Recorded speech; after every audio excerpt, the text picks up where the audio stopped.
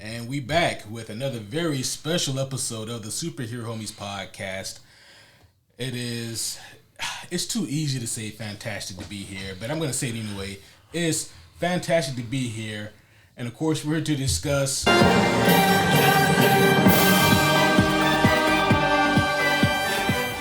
First Steps.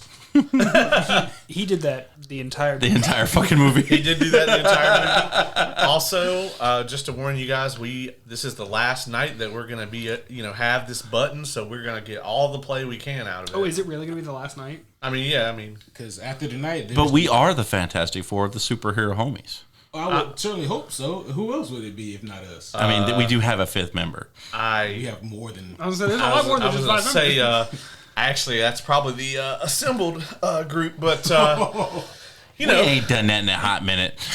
we literally just did what 2024 year end review. Yeah, and we reviewed something else, didn't we? It sounds like I'm pretty sure we did.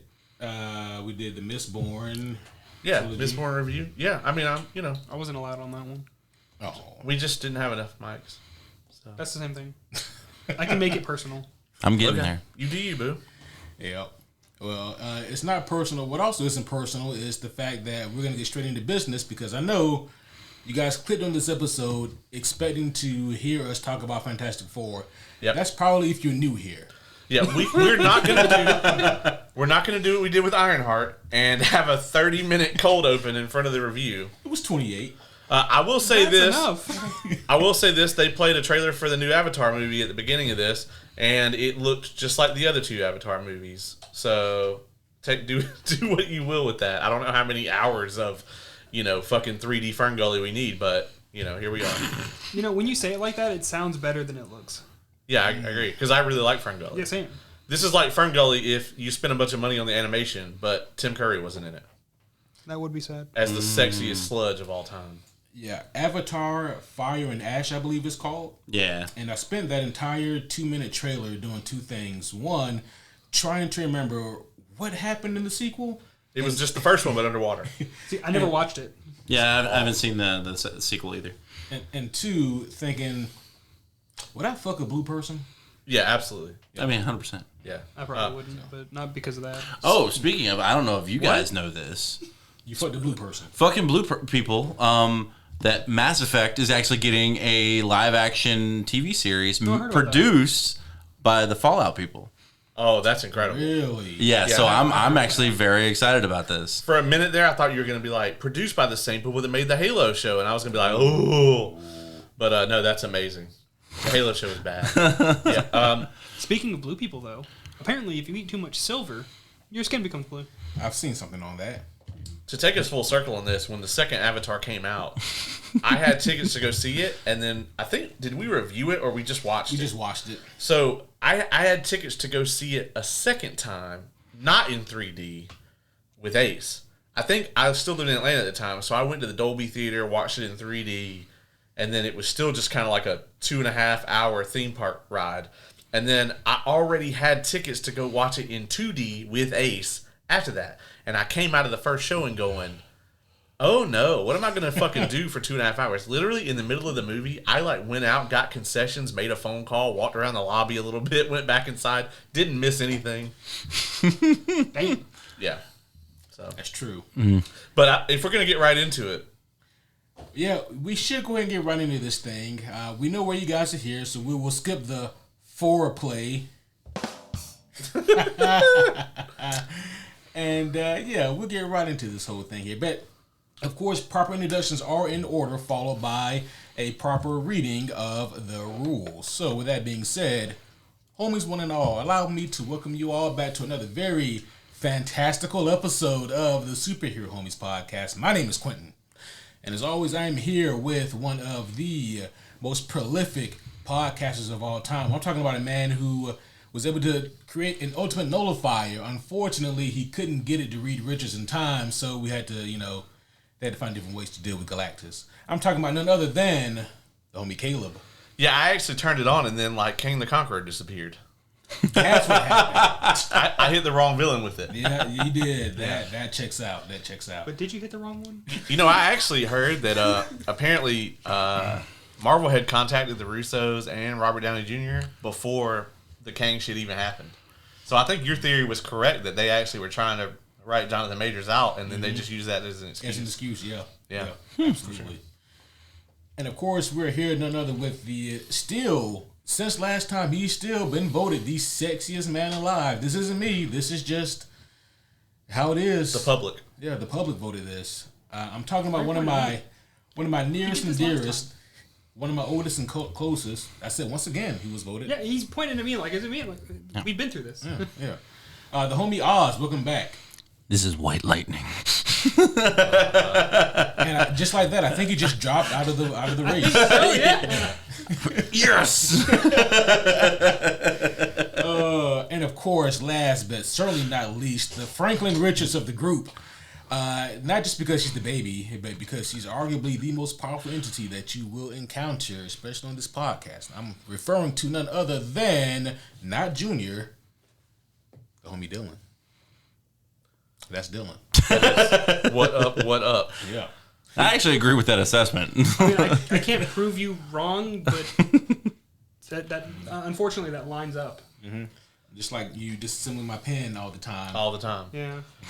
Now, for the reading of the rules, the first half of this review is going to be spoiler free, which may or may not be because I'm here. But no, for real, it's spoiler free, and so we're going to talk about like the performances. We'll talk about the pacing. We'll talk about the score. We will give our scores for the movie, and then after that, we will bullshit for an unspecified amount of time. You'll know.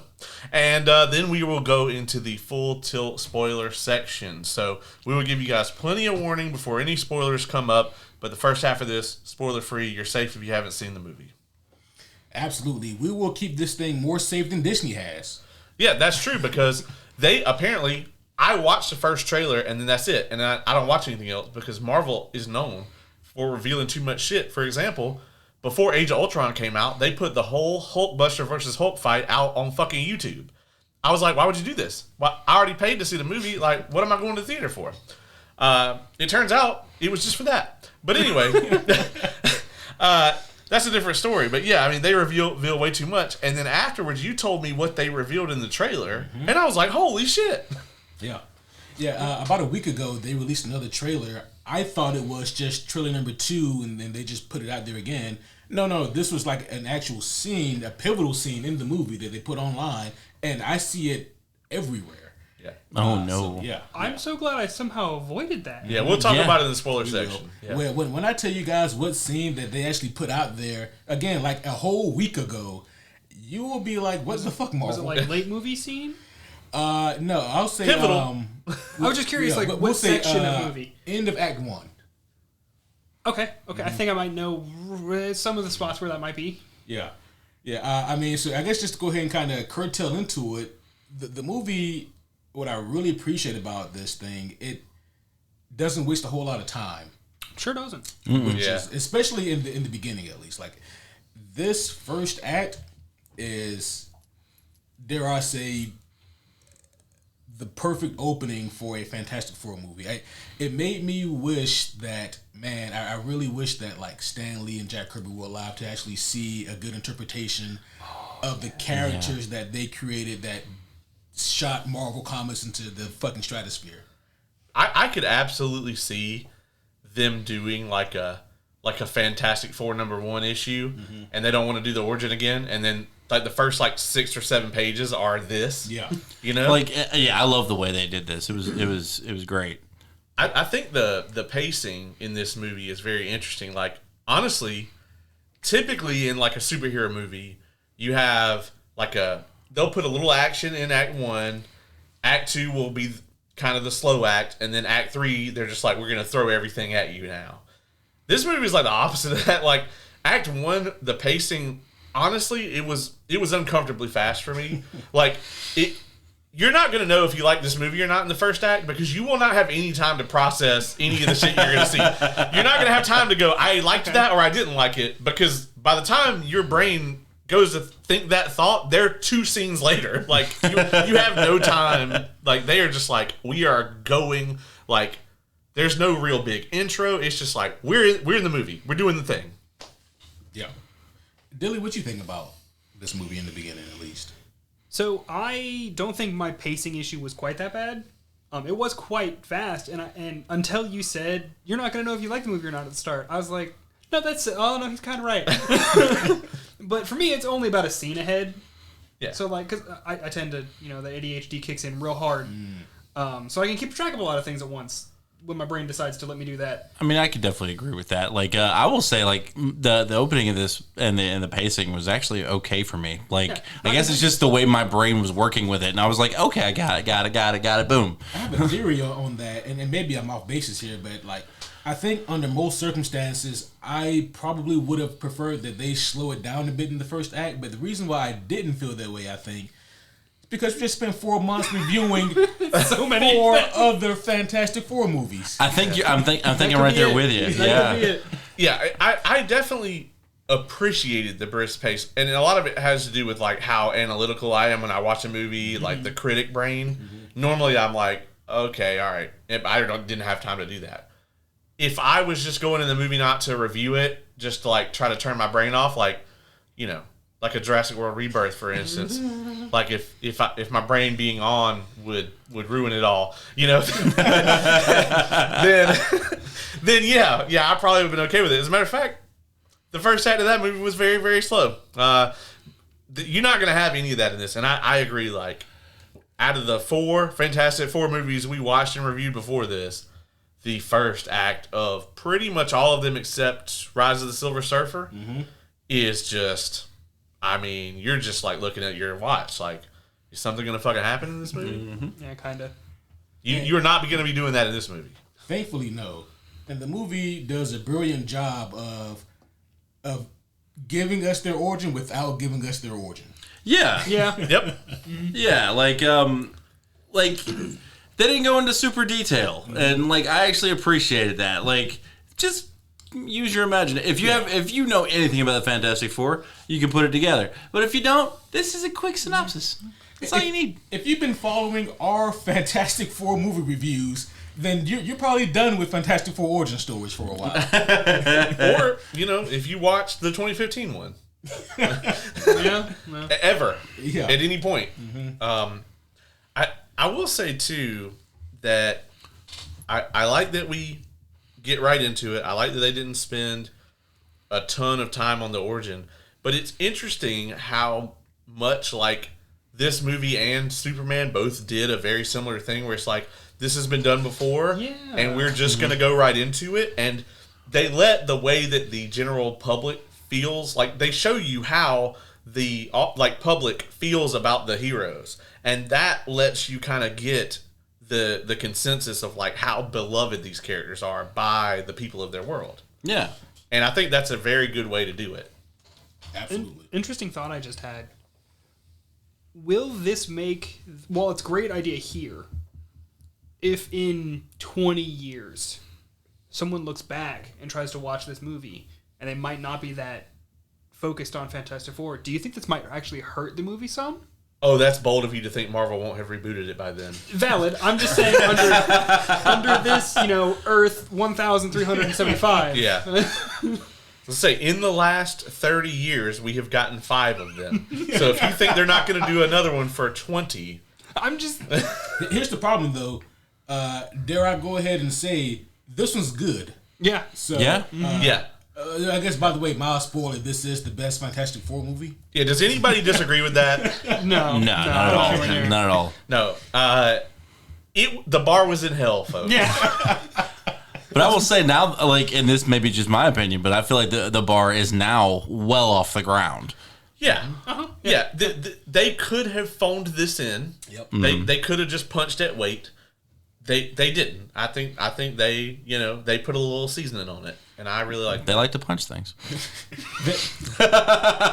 There were a few key pivotal moments in this movie where that really let me know that, okay, Marvel really is taking this shit seriously. Because, Yeah. I mean, there's been quite a few movies, in my opinion, where they just haven't, where they just tried to fill in the blanks with their own creative bullshit, and it comes out as bullshit. I can't mention what most of those key pivotal moments are that they just knock out of the park, but one thing I can say is that it really just made my heart swell. This movie actually really understood Reed Richards. Yeah. I mean, I agree. there's a moment Yeah. that we'll talk about in the spoiler filled section where like his analytical brain is going and he's coming to like a conclusion for a decision he has to make, and I mean like it's not something that Reed Richards would want to do, but he knows that It's the smartest this way is to the do it. smartest thing to do it. Yeah, and like that whole scene was brilliant because this is exactly what Reed would think. This is exactly what he would say, and that's exactly how Sue would respond. You know how during Thunderbolts there was like quite a few times where you were like, "Oh no, that happened to me in this movie." I was like, "Oh no, oh no."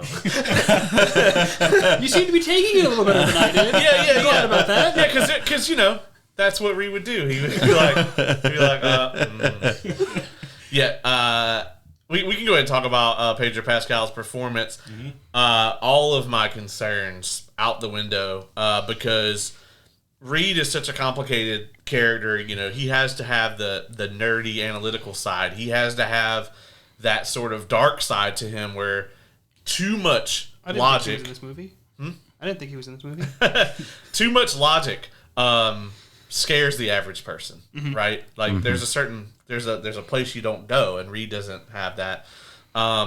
He has to be like, you know, loving member of the family as well, and also be able to be a leader, because obviously Marvel is positioning him to at some point be either the leader or a leader probably of the Avengers at some point. And so like Reed's got to have all of that, and I think Pedro Pascal, I think he nailed it. See, like I remember when we initially talked about this casting, most of y'all were very skeptical. Oh yeah. I was never one skeptical. I knew he was going to fucking kill it. I think you and I were on that spot. Yeah. But I was like, I 100% feel that he was going to fucking nail it, and he did, and it made me so happy. Yes. He did nail it. I would just like to say, it's not that our concerns were invalid. I still think they were very, very valid concerns. Agreed. I'm not saying like that those things could have happened, but like I honestly feel like they weren't. Like I actually never was worried about this movie at all. Like not once. Well, that's because you knew the competition. It may not even be like no. So like I guess it's more of like the law of averages. Like if we had that, like we had our crappy run of Marvel shit. Now we're starting to pick it back up again. Right. So like I want some good shit, and this is gonna be it. You had a Yes, it was not actually about the Pedro Pascal, so that's why I was doing this to like keep it in my brain. Does that actually happen with the Avengers in the comics? Does Reed become? He normally is the leader of like the Illuminati. Okay. Mm-hmm. There's also like a Council of didn't see Reeds that or coming. whatever, Yeah, like a Council of Reeds. Yeah. But for Marvel, I think that they will absolutely position him as like a leader of the Avengers, especially because we have Avengers Doomsday coming up, and obviously Doctor Doom is the Joker to Reed's Batman. Yeah. And not only that, but they want to be able to paste Pedro Pascal's big ass face in the middle of that poster so they can sell some goddamn tickets. Oh shit.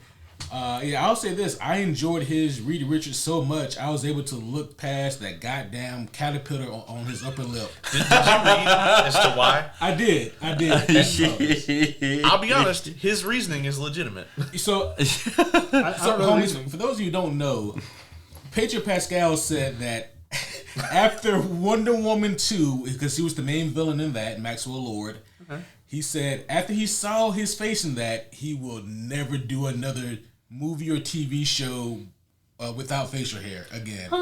And then, like, you look, I was like, it wasn't that bad. Then I went and looked at the picture. Yeah, I need to see a picture of this. Like I I'm heard like- about this, but I was like, yeah. And I was like, oh no. Oh, yeah, that's awful. Oh, have you not seen the movie? Yeah, I have. I've actually not. I barely think I saw Wonder Woman, the first one. Well, the first one wasn't good either, but the second one is the opposite of good. Yeah. Oh, that's him. Yeah. Yeah. Oh. He looks terrible. He looks like Guy Gardner. Like, Unironically. Yeah.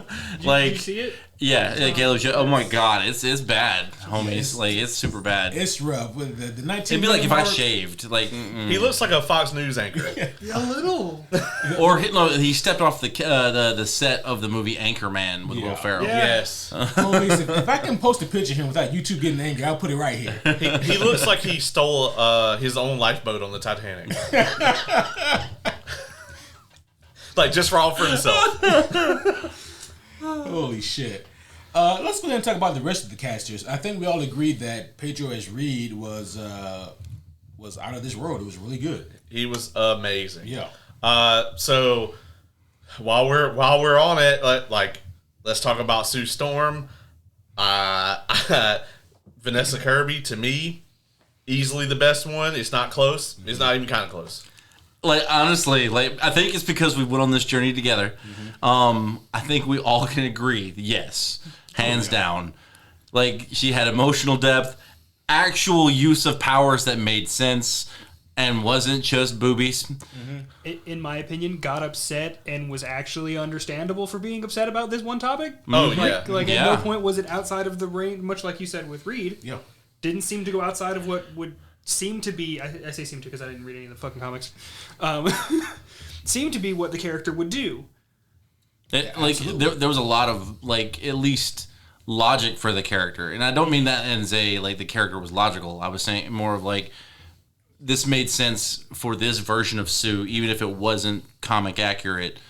It made, like, she was good. Like, Yeah. yes, 100%. She's the most. Not that any of them are not morally upright, but she is the most morally upright out of all of them. Yeah. I think I agree with that. I also think like the circumstances also dictate her decisions as well. Agreed. You know? But she's, I almost said fantastic, unironically. But, here's the thing. It's like, yes, this is definitely by far the best Reed, definitely by far the best Sue. But it's also the fact that not only are the actors killing it, thankfully the writers and the director understood the assignment as well. And, like, you actually felt like they gave a shit about each other. Yeah. Yeah. How long has it been, Ace? We've reviewed basically all the MCU. Some of it twice. Yes. And we've even ranked it all. You can go look that up. How long has it been since you sat in a Marvel movie and went more than one time, like multiple times throughout the movie, and went, they could have pulled that right off a page? How long has it been? Oh man! Oh wow! The last time it happened was when it was done gratuitously on purpose in Deadpool and Wolverine. Yeah. Like when Deadpool was like, "Oh my gosh, that's the Wolverine John Byrne cover when he fought the Hulk," and Literally the thing. yeah. And don't get me wrong, like I popped for that too, but like in the sense of this movie where like it's not played for laughs or irony. Like this is just. Yeah, this would actually happen. As a matter of fact, Fantastic Four, issue number 1, there's a direct homage to that in the very beginning of the movie. Really? Absolutely. I mean, I already said the issue, so you guys can look it up and see what it is. But they're fighting a giant creature, and it's like, holy shit! Like that is like the exact thing. So it was pretty cool. Yeah, how they did that. I didn't notice that, and I figured that was something that they have done before. Otherwise, it wouldn't be like, because the way they've made this movie feel like it. Those were Easter eggs, not Yeah. They also heavily paid tribute to Jack Kirby throughout this movie. And even at the end, there's like a special little. There's a Jack Kirby quote that they post in the theater at the end. It was fantastic. I actually think I teared up just a tad at that. Yeah. I did too. Yeah. I'm really shocked you haven't been hitting the button every time that word is said. Oh, we'll be here all night if I do. Yeah, we'll be here on it. But that was such a great touch because, I mean, so often Jack Kirby just doesn't get a whole lot of credit in these movies. So it was great that, he finally got some. Let's talk about Ben and Johnny. What do you guys think about those two? Let's start with Johnny. I like Chris Evans, Johnny Storm. I love Michael B. Jordan, but not as Johnny Storm. At least not in that movie. We've talked about that at length. That whole cast actually could have been great, but the script wasn't. I had a lot of doubts about this movie from jump, right? The one thing I never had any doubts about was Joseph Quinn. I said from day one, like, I'm very skeptical about a lot of this. Joseph Quinn is going to kill it. And oh my God, did he kill it. I guess, stellar. And again, like, I'm not as versed in, these comics as you two are, but I mostly grew up with Chris Evans. I will say I wish he was a little more wisecracky, just a touch more. Just give me a little more quip. But other than that, he is fucking amazing in this whole thing. And, like, the warmth he actually does have actually vastly outshine Chris Evans. Like, is that a pun? Was that 2 puns? Unintentionally, but yes. Everybody gets 1. He got 2. Yeah. He just took yours, didn't he? Yeah, Bluish button. All right, I'll know what I did myself. I really like Joseph Quinn's take on Human Torch here. They did add like a layer of depth to his character that really isn't there. I think that when we go back to like the 05 and 07 movies, Chris Evans and Michael Chiklis, they were the best things. Yeah. No pun intended. Fuck it, I get 1. It took me too long. But the thing about those, I did it again.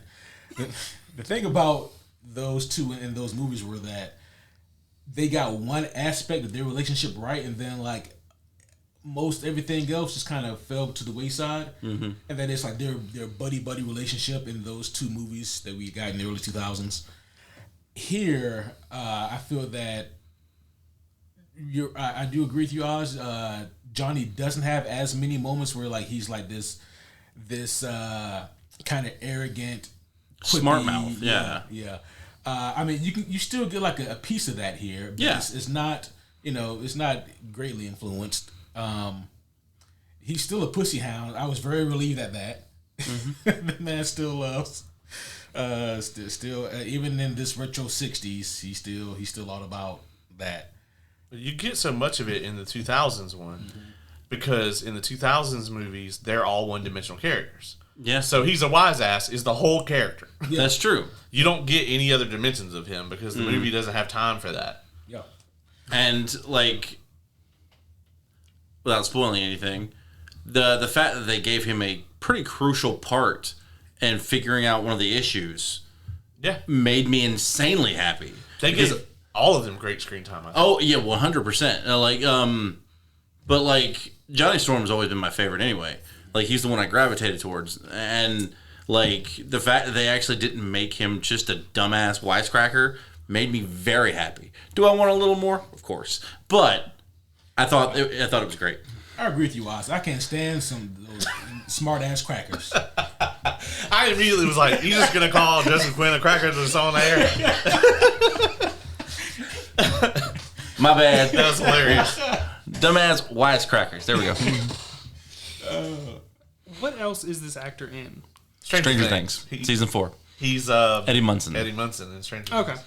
Because he looked vaguely familiar, but... Like, he doesn't have his, like, freaking 80s, like, hairband hair. I also think I only saw part of 4. Bro, best season. It's on a list. Best season. Now is the time. Watch it all now. Because at the end of this year, season 5. Yeah, I'm not going to catch up in time. I got other things I need to watch. There's so much anime I need to watch. You'll be fine. They can keep making that. They're going to keep making that too. They are not. Stranger Things, this is the last season, though. though. About to end, yeah. That's the last season of the show, but they're going to do all kinds of other bullshit. Yeah, they're going to do 8 spin-offs, 2 video games, probably an anime. Probably a fucking movie. Yeah. I'm actually shocked there is not a Stranger Things anime already. Yeah. That's a fair point, yeah. Maybe they decided to... Maybe they, for the wrong part at this point, thought maybe they shouldn't make an anime of everything. Also, maybe all the shit that they do in Stranger Things in anime wouldn't even be that strange. So that's true. Yeah. They'd be like, oh yeah, there's another world. Yeah, we got it. All right. Yeah. There's like a monster? Tentacle monster? Okay. We got it. Tentacle monster? I didn't know we were doing that, but all right. The main characters are playing D&D. Oh, okay. I mean, that maybe. That's new. We'll go for that. That's new. Right. That's a little different. Let's talk about Ben Grimm here. I like Ben here to me, he got the least. Yeah, I agree with you. I wish he had something more. By the end of the movie, I was like, "You gonna clobber anything, bud?" Or okay, all right, that's fine. Yeah, because like, and like, I don't know if I said this on air or not, but like, I remember thinking I would like a little more of like the superhero action scenes, because not saying that Ben doesn't get some good stuff here. I feel like that is what really that's his big thing that he adds to the group. And you kind of cut him off at the knees a little. A little bit. See, I actually am I feel completely differently about Ben in this movie. I actually really love what they did with him here, because I think the rock monster is the most human character. He is the most down to earth. You see him walking through the neighborhood carrying groceries, right? He's out there interacting with like the everyday people, while Reed is up in his ivory tower. So is Sue. Johnny's out flying around. He is like got his like finger on the pulse of like The people, how yeah. the people feel about him.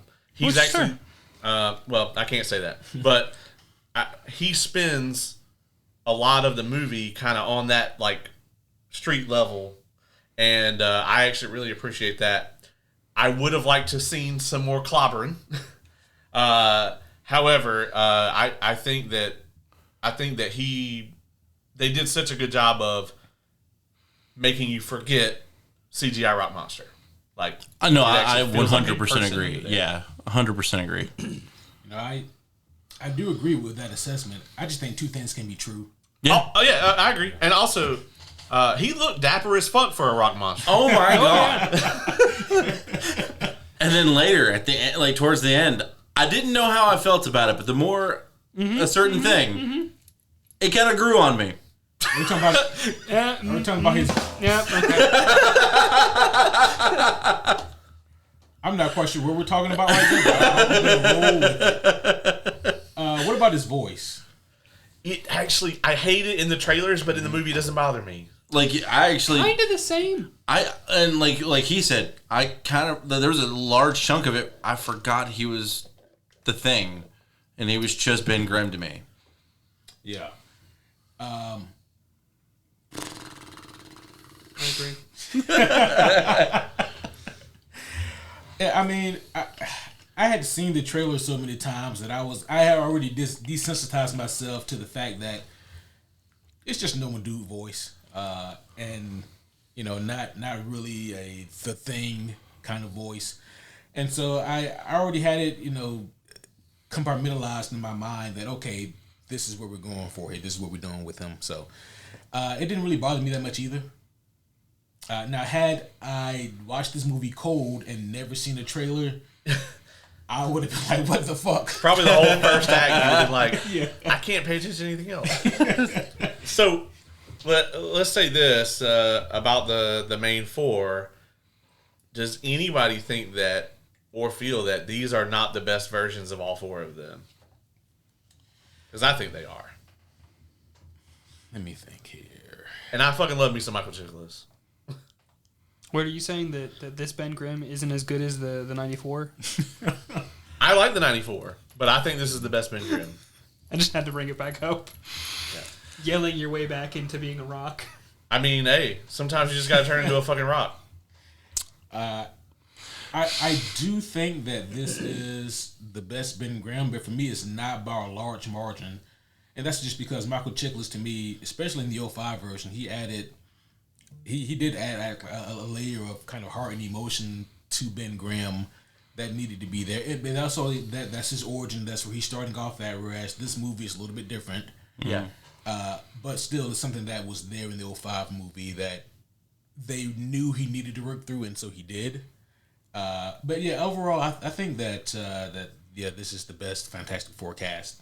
Yeah. Ben, unlike the other cast members or the other three characters, there's actually an aspect that I really like of all the Ben Grimm actors, like the 94, the even I fucking like Kaiju Ben, big rock motherfucker, Naked Ben. yeah, big old naked dick swinging Kaiju Ben. I even like that shit, I I can't say that for the other three, but for Ben, I actually really like an aspect of all of them, the live action versions. Yeah. So, Silver Surfer was in the trailers, including the first one. Let's piss off the internet. Oh yeah. I mean, I think we do that inadvertently anyway. Yeah. So I mean, I don't think it really matters what we say at this point. Is gonna, if you're not pissed off already, then I mean, I don't know. What If you don't got haters, you ain't doing something right. Exactly. One funny thing was, as the Silver Surfer was showing up, I heard James mumble, "Wasn't he bald?" And I just like half turned and it was like, I don't know, I gotta watch this. Oh, that is fantastic. I get another one. Julia Garner is the Silver Surfer here. See, I actually did not know who the actress was. Like in the trailer, I could not showed her face. And then I was like, "Why does she look so goddamn familiar?" And then I heard her talk. Oh, and I'm like, that got it for you. if she had a country accent, So all I can think of is Ozark. yeah, for those of you who don't know, Julia Garner carries the entire show of Ozark on her back. Literally drags it through the fucking mud. The entire show. And I absolutely loved her as the Silver Surfer. Oh my god, yes. Like, and see, I don't know how much of this is spoiler or not, but you know, she's in there, and there's altercations that do happen. And I will say something unlike the Silver Surfer we got in Rise of the Silver Surfer. She was still able to be at least subdued, unlike the other one, where they couldn't fucking touch him. That's not inaccurate, but I'm just saying, Yeah. like this almost humanized. Yeah, you know what I mean. let's keep it a bug. I mean, Yeah, Miles spoiled it. There's not a whole lot they could do with this one either. Yeah. I was about to be like, other than this one thing, it don't matter. I mean, I thought that she killed it. Yeah. It was like, She probably killed a lot of people. Sorry, that just came out. yeah, definitely. Well, anybody who knows the origin of a Silver Surfer knows what that is. So, It was like they actually had read a comic book. yeah. You know, Yeah, that happens a lot in this movie. Oh yeah. It does actually happen, and I was not gonna lie, I was a little surprised. Not to rabbit hole us here, but I was watching like a little short documentary on the 2000 X-Men movie because this year marks its 25th anniversary. And they were talking about the movie and like all the processes that it went through, all the different writers and whatnot, and people who were supposed to be cast in it. And this is actually where Kevin Feige got his start. He was way low on the totem pole of people who would who were working on the movie, who were responsible for it. But one thing that we all know, I'm sure at this point, was that Bryan Singer, when he was cast as the director, or when he was hired as the director, he wasn't a big comic book fan. He didn't know a lot about it, but they sold him on the fact that it has a lot to do with like social prejudices and whatnot. And he said, okay, you know what, I can work with that. But he didn't want any comic books on set. Kevin Feige was actually the one who brought them in. I knew that comics were being smuggled onto set because I heard Actually smuggled. Yeah, 'cause I heard That's amazing. Amazing. I heard Hugh Jackman talk about it before. Like he would smuggle comics and read them, on the set and whatnot. But here is when I found out that Kevin Feige was the one who was actually bringing it, and he had hair back then too. It was weird.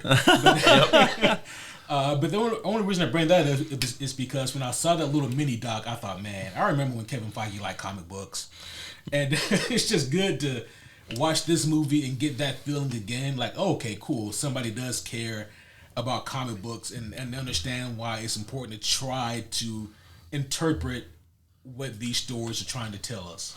So I actually saw something on either Facebook Reels or TikTok, I can't remember, about a recent interview with Feige about how like he even admits how oversaturated they made the MCU, and like now this new wave they're gonna try to not like tie every TV show to every movie and everything, and they're also gonna limit the amount of exposure there is to each one. So like maybe this is a step in that direction. Well, I think starting with Thunderbolts is really where they kind of locked that in.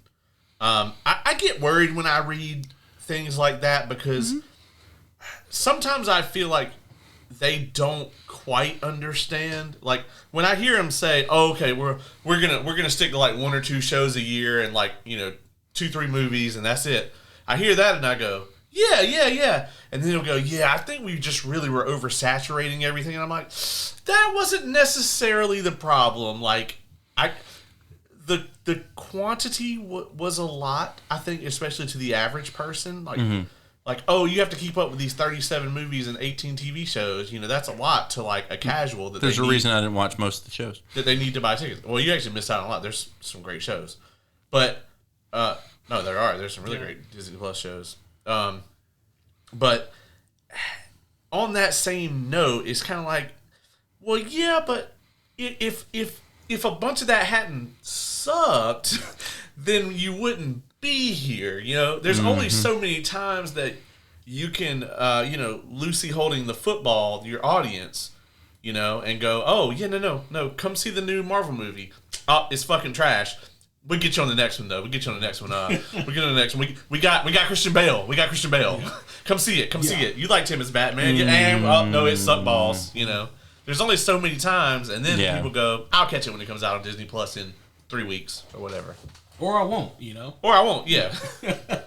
But, that kind of leads me to something that, like, I've kind of been saying for years before it got to this point, and that is, it was around the time of Endgame, and I said, man, Marvel is going to go the way of the comic books. Whereas, if you want to read comic books, I got good news for you. Yeah, you can borrow some of these. However, where are you going to start? Mm-hmm. And where do you go after you read whatever you read? How do you pivot from that? And my point was basically the MCU is going to hit that same point. It's going to be different because it's cinema and it's television, but still it's going to be the same thing where you have something, but where's your true starting point? And do you really need to go back and read 600 issues of Spider-Man to get caught up with where we are now? Mm-hmm. Do you really need to go back and watch, 20 plus movies and damn near a dozen TV shows to understand where we are now? It's a tough thing to do because like I don't know like the correct answer. I do know that I think they're going to do a soft reboot with Secret Wars. I don't think that's like a big shock or surprise. No. He has basically said as much now that it's going to be a soft reset. Yeah. So and that makes sense to me. It does. I mean, storytelling wise and canonically, meta wise, where they are now, it makes sense to do that. I mean, also too a lot, and they buried the lead on this. This is unfortunate, and I don't think they understand that this is a lot of reason why people dropped off. Is like phase 1, 2, and 3. Okay, we didn't necessarily want to go see the Captain Marvel movie, but it was necessary to understand what was going on. And after Endgame, they really got away from that. Like, there's nothing in this movie that you have to have seen Eternals for or Quantumania or anything. Like, Phase 4 and 5 have almost entirely been you really don't have to see anything else.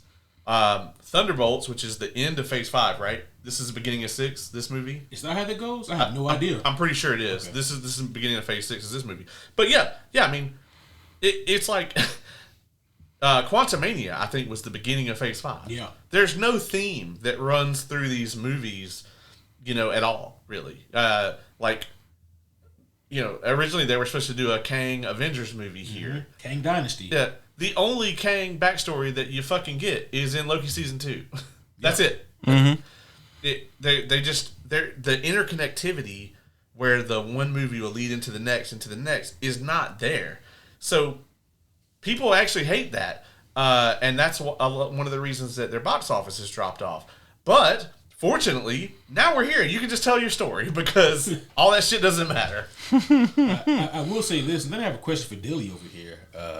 But, it's one of those weird things, and I am still a little bit fearful for Marvel, because... it just hit me watching this movie. Most people are looking at Avengers Doomsday to be Endgame, when in reality it's going to be Avengers 1. Yeah. And it might be Infinity War at best. That's at best. Yeah. It's just it's going to be a lot of new characters, a lot of characters who are returning after a long time, and I mean, like, this is technically like, you know, the reset. You know, like they're getting their grounds, you know, again. So like, I don't think it's fair to compare it to something like an Endgame that had so much totality to it. This is going to be more like an Avengers 1, in my opinion. To me, it should play as a part 1 of 2, with Secret Wars being like an Endgame comparison. Yeah, and even then, like, that's still an unfair comparison because look at how much. Yeah, it took to get to took to get to Endgame. Yeah. Well, one of the things Kevin Feige actually pointed out is like in the from 2008 to 2019, I think they produced like something like it was like 40 hours of content, like 40 to 48 hours of content. They produced the same amount of content in 3 years after Endgame. Wow. Yeah. They've made all of phase 1, 2, and 3 from the beginning of Iron Man to the end of Endgame, they have made 4 times that amount of content, hours wise, since Endgame. Which is bonkers. Yeah. Especially when if you take all of what is good out of that, it's not even close. Right. And to be perfectly honest, like I want that reset. I want it to be that Avengers 1 again. Like, because I remember watching Avengers and I was like, this is one of the most bold things I think they could have done. They followed a formula that worked, and it's fucking killing. Yeah. And then the way it culminated, that should have been the end of that story, and they should have tried to actually replicate that in a different storyline with different characters. Yeah. And they didn't do that. Dilly, my question for you, because you are the cosmic entity on the group, what you think about Galactus? He was kind of short. Little stubby thing. At this point, I hope everybody knows that my knowledge of comic books, I think, might actually be the smallest out of it, at least anybody in this room's. I have had a small amount of exposure to Galactus. For some reason, I don't like us being in the same room. I don't know why. Yeah, well. But no, that technically could be spoilers. I can't say that. I actually thought it was very interesting. I didn't dislike any of it. I have no idea other than like his shape, how with the weird fucking hat, how comic accurate he is. I remember seeing in some. I don't know if I can talk about the transportation method he had or not. I don't think that's a big spoiler. That's not a spoiler. Okay, so like the shape of his ship. Mm-hmm. I don't know how comic accurate that is or not. I know I've seen something like that before and been like, "Why? I thought he just like floated around." Like I legitimately, until this and like one other time that I can't exactly place, I always thought he just fucked about and just big ass dude floating through the sky. Well, I do remember, like, so I know Rise of the Silver Surfer. There was like this amorphous space butthole that opens up and that's what Silver Surfer stops. He flies up in it. Like he flies up in it, yeah. So, but like, we've already kind of mentioned the ship. Like it kind of reminisced of that, but more mechanical. Mm-hmm. It almost like a fusion between the giant space butthole from Transformers '84 to you know. There's a memory. You seem upset. You know it looked better though. Yeah, I try not to think about that movie at all. I was trying to think of like what the worst movie that I've reviewed on the podcast was this year, and I'm pretty sure it's Minecraft. Oh yeah. I forgot about it. You had such a fun time. Like our review was great because it was your Squire James's first time. It was that part was great. The review was also great because that's the most shell shocked I've ever seen Ace on an episode. Like even when he reviewed the Marvels by himself. I wasn't even that because I had to be present. Yeah. So that was the most shell shocked I've ever seen you after a movie because I got at the end I just went.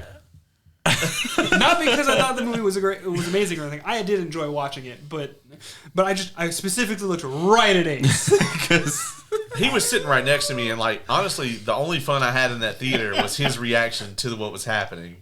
I think I was next to James, and we were actually having a great time. Yeah, Yeah, I couldn't with that movie. Like I seen a lot of trash in my day. I don't know what it was. I just couldn't deal with Minecraft. I like the game Minecraft, but I'm gonna tell you now, and I was telling the homie Joe this during the movie. It's like that movie is so bad. Like Jason Momoa is so bad in that movie that I don't want to see him in anything else. Damn. Just for the record, I don't think it's a good movie. I just enjoyed watching it. Yeah. I understand that. But did I answer your question sufficiently enough? Yeah, you did. What did you think about Galactus? Because I will say, the whole movie, I'm sitting there like, I wonder what Ace is thinking about the Surfer, and I wonder what Ace is thinking about Galactus. right? I thought about that for 2 other scenes that I've been wanting to ask about, but I think they technically have enough spoiler and for me not to be able to ask them. The spoiler section gonna be lit on gonna this be one, lit. folks. Dog, let me tell you, when fucking Jimmy O'Houlihan shows up, Why'd you spoil how it ends? Oh, my Third bad, act, God. everybody's down, and then you just like see somebody walking through the smoke, and we're like, "Who is it?" Hashtag justice for Jimmy. Yeah, and then it's the motherfucking Jimmy O'Houlihan, and we were like, "Oh, it's over now, Galactus." There's so many T-shirt ideas we would make so much bank on, and we're dropping the ball. I don't know if we're allowed to make some of them. We can make a Justice for Jimmy shirt. Yeah. Anyone can That could be name any Jimmy. Yeah. Oh boy. But Galactus, again, I was pleasantly surprised, and almost in a similar manner as to how I was surprised pleasantly with Reed. Like they gave a similar level of like depth and cosmic understanding to Galactus here. And I'll be honest, man, Marvel has conditioned me to believe that they don't like to delve deep into like the deep doctrine of Marvel Comics. And like they kind of started to do that here.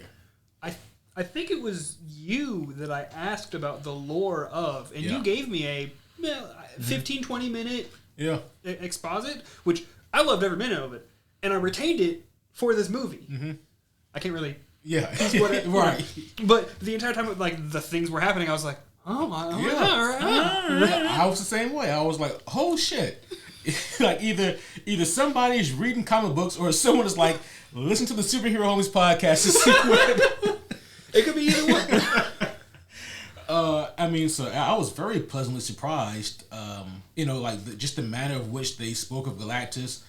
I love his introduction by the Silver Surfer. By the way, that was one of the many things that was spoiled in the not trailer that they released as well. Oh, that was one of them? They put that in there as Fuck well. them. Yeah, that whole scene they put in there. Oh. Yeah. His intro scene? Like the monologue? The surfer introducing him. Oh, okay. Yeah.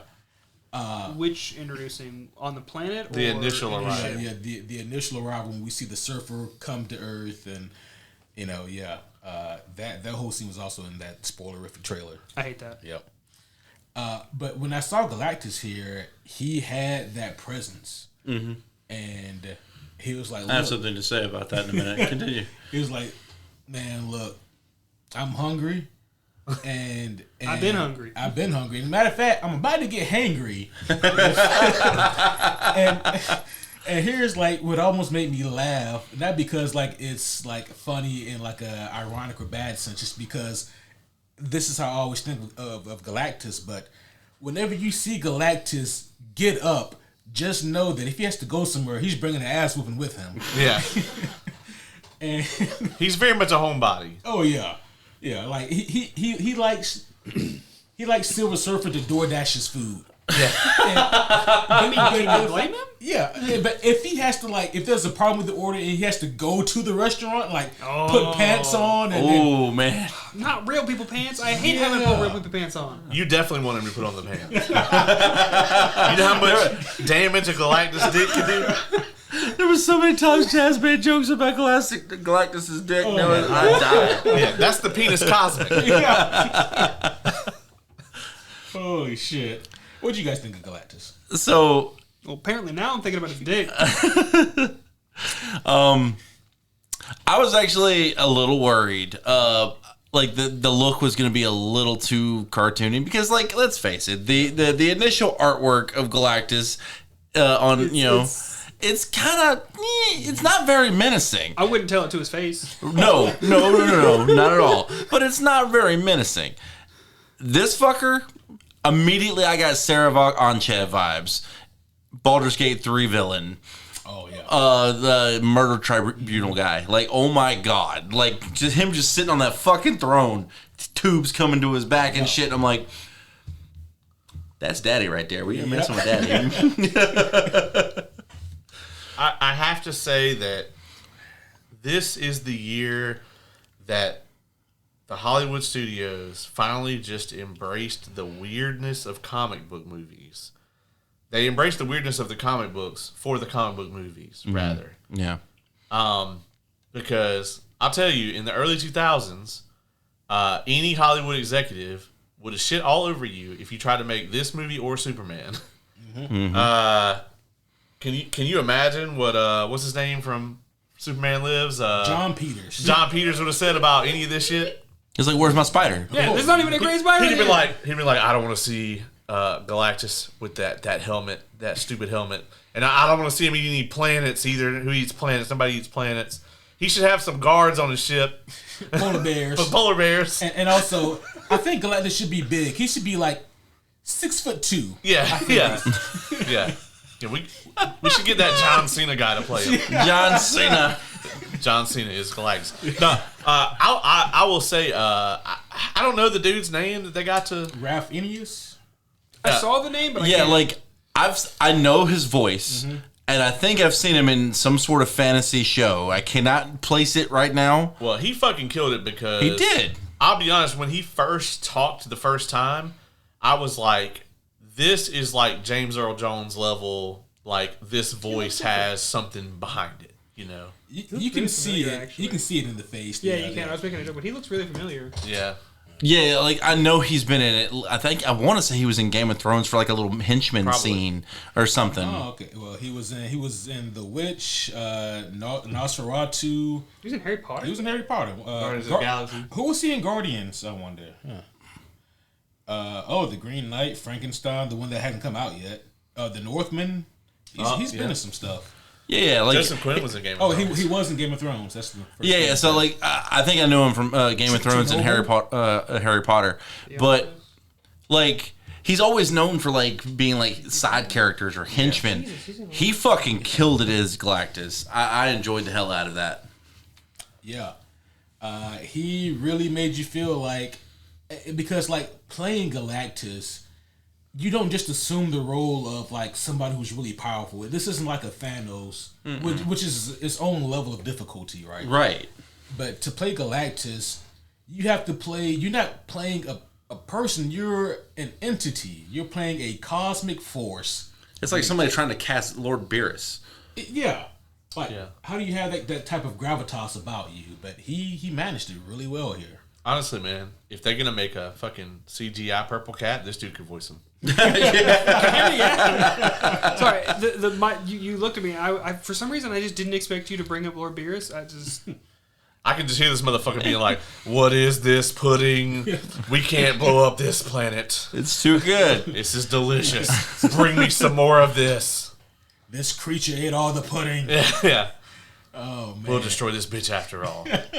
He just gets cast as typecast as Planet Destroyer. But see that's the can't be thing that though. many of them. Like you said, like you had to get into that mind frame. You're not a person. You're a world-ending entity that is your sole purpose is to destroy. The only reason this fucking movie works is because you believe the Fantastic Four and the Surfer and Galactus. Yep. None of them ever do anything in the whole movie where you're just like, there's no way they'd have fucking done that. There's no like this. In so many of these movies, there's always this point where I'm like, oh, some stupid ass Hollywood writer put that in there, and I never felt like that in this movie, and I really appreciate that. Yeah. Let's talk about the action here. This is a superhero movie. I want to caveat just slightly, and don't think that I'm saying this to like soften the blow or anything. I'm not. But the Fantastic Four, the reason why Hollywood has struggled so much with them is that they're not your typical superhero team. They're adventurers, they're scientists, they're astronauts is what they are. And it's not to say that they don't get their hands dirty, because they do when they need to, but they are primarily explorers of a sort.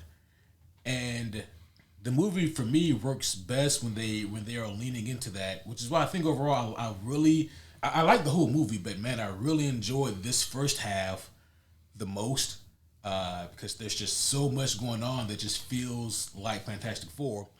And I say all that just to say this, like the action in this thing, it's not gonna be like this, kind of epic, beat them down, blowout thing that you maybe want to see in like, in an Endgame or Deadpool Wolverine or something like that. This is not that kind of action, or like a Superman. This is the Fantastic Four having these action set pieces built around the things that they are doing, more or less. But I guess I still really enjoy what they had for the action here. They had a chase sequence, which, if you guys have been listening to this podcast for any amount of time, I didn't think about that. you would know that I am so sick of chase sequences. But every once in a while, there's a chase sequence that happens, and I'm like, that was really good. I'll be honest, I think the last one was like the Batman chasing out the Penguin. Oh yeah. And here, I can't go into spoilers, but there is a chase sequence here, and I'm like, oh, this is like some interstellar shit that we got going on here. Like, I really dig. Yeah. Oh, I know you're. Mm-hmm. Yeah. That I know was a really cool fucking like scene. honestly, like I like you. Yeah. That was nuts. The director, Matt Shackman, actually did reference Interstellar as like a sort of a inspiration for how they did a lot of the space scenes, and you can absolutely see it here. There's at least one shot that's like damn one for one, like, Leo pointing at the TV screen. It's like, okay, this is literally like a shot damn near lifted from Interstellar. It was a nice little tribute. I do have to add one more thing about Galactus. I've gone on record on the show many times of how I hate kaijus and kaiju fights, anything like that. This is the one time, the one kaiju that I have not hated, and honestly, I was excited about. Yeah. Okay. Yeah, yes. Yeah. I'll say about that chase scene, I think it's almost too good from an action standpoint, because it's kind of early in the movie when this happens. It is, and the movie never gets back to that. Like the action is so good in this that not that the action is not fine in the rest of the movie, but it never gets back up to this level. And I don't know that necessarily hurts the film, because like you said, this movie actually leans into what the Fantastic Four are about. Thor movie, the bad guy shows up, Thor's like, I'm gonna kick his ass, and he goes out there and kicks his ass. Like, that's how Thor handles things. It's like you said, the Fantastic Four, if they gotta fuck you up, they will, but it's not, that's not like step one. Right. no. You gotta fuck up step 3. You gotta fuck up a lot. Yeah. For Reed to beat the shit out of you. See Victor Von Doom. You gotta be a habitual line stepper. Another thing that you mentioned in the other earlier movies that we watched is how like none of them really felt like a family. Yep. Oh yeah. This movie, Instantly. immediately I felt a connection between all 4 of them. They loved and cared about each other, and they were a fucking team. And it made me so happy. It also wasn't blindly caring for her. No, it wasn't. And you could tell from start. Yeah. Yeah. But before we go further, and before I forget about it again, I have to say about the Interstellar callback stuff. It's increasingly gotten kind of worse. Anytime there's like space scenes in movies, I start to freak out a little bit. There's too much like nothing. My fear of heights and fear of void intermingle. It's bad. I forgot about it partway into that scene. I realized about 3/4 of the way done, I was like, oh, I'm not freaking out anymore. Oh, this is cool. And I went right back into it because it was still going. So, like, fucking kudos to them for that, because that's not an easy thing to do. Fuck, there was another thing I really enjoyed. I guess to hit on the action thing from somebody who, again, doesn't know about who they are, I felt like I didn't even realize there was less action until you brought it up, because it felt natural for this movie and how they played the characters and portrayed them and all that. That, oh, they're not just going to be like, oh, God. You know, they're actually going to science it. Mm-hmm. Nobody went, we introduced these 11 characters throughout the movie, and there's only the really one bad guy, and he's kind of a martial artist, so why don't we have a giant CGI dragon? Like, no one ever did that, you know? That's oddly specific, Caleb. Yeah. He looks upset. Yeah. So remember how I said I hate kaijus? That is a perfect example of how not to do it. It's the action serviced the story. The story didn't service the action. Yeah. Nobody went, we have to have this giant set piece. And don't get me wrong, there is a giant set piece, and it is cool as fuck. But it's not cool as fuck because the bad guys hit people real hard or whatever. You know, but I will say that while we're speaking on this, by far the best showing of, I think, all of their powers except for maybe the Thing. Yeah. Yeah, because they actually, oddly enough, gave him less things to clobber. Yeah. Yeah. But a little touch on that little point where you're talking about, like, blow things up and shit like that. I do love the fact that they kind of teased that, like, fucked around with that a little bit with Reed when he's teaching that class. Oh, yeah. And it's like, none of the kids are paying attention. It's like, who wants to see something blow up? And then he's like, bam! Which technically spoiled, but not really. Not really. That was no. I more put that for anybody out there being like, oh, no. It's not. It's really not. Yeah, shut the fuck up. Those people left at the, they're not outraged about, Silver Surfer having a vagina. Are people still actually upset about that? Yeah, dude, people are upset about it. Really? See, like, and again, like, the only Silver Surfer I'm really know anything about is the first Silver Surfer in the first movie. Same, originally. And, like, I think I may have read one comic as a kid, and I don't remember it. Yeah. I just remember thinking he was cool as shit because he had a surfboard. Surfer is cool as shit, and it is probably for the surfboard, but that's neither here nor there. Well, yeah, no, I'm not discrediting that whatsoever. I'm just saying, like, so I don't even know, like, how, like, why they're so upset, I guess. I just figured maybe there were multiple surfers. But the reason why people were upset, not saying this is my viewpoint, but from, like, the comic book readers who are upset, is because the surfer. I laugh because there's actually a scene in the movie with Denzel Washington talking about Jack Kirby's Silver Surfer and how that's the only Silver Surfer. It's a wild fucking scene. I forget what movie it is, but yeah. No shit. Yeah, but anyways, it's just because with these superhero characters, you gotta think, unless you're like, an A-list, A-tier character, chances are if you've seen your favorite character on the big screen, it's probably going to be a little bit limited. Mm-hmm. And so people for years have probably been waiting to see like an actual good interpretation of the Silver Surfer. And they probably want to see the version that they've read about all these years. If anybody feels that, it's me. You get it. I mean, yeah. Yeah.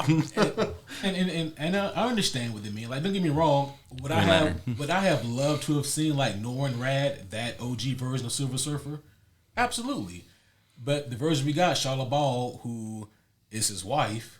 Yeah. So, and again, like, so something that we've all kind of like, especially with the past movies up until now, like we've kind of already established in the MCU that multiple universes exist. Mm-hmm. Why couldn't there be a version, a universe where his wife becomes the Silver Surfer and he dies? Yeah. Well, there can be. I think the issue is, will we ever see the Norrin Rad version? Yeah. That's not just to say this. I really like the version that we got. I think that they did really good here with Charlotte Ball, more so than her 6 pages of her being the Silver Surfer in the comic books. I mean, she is a better Norrin Rad than Norrin Rad was in the fucking Rise of the Silver Surfer movie. So this might be partly just to see if I can make people mad, but to all those that are still upset about it, go touch some grass.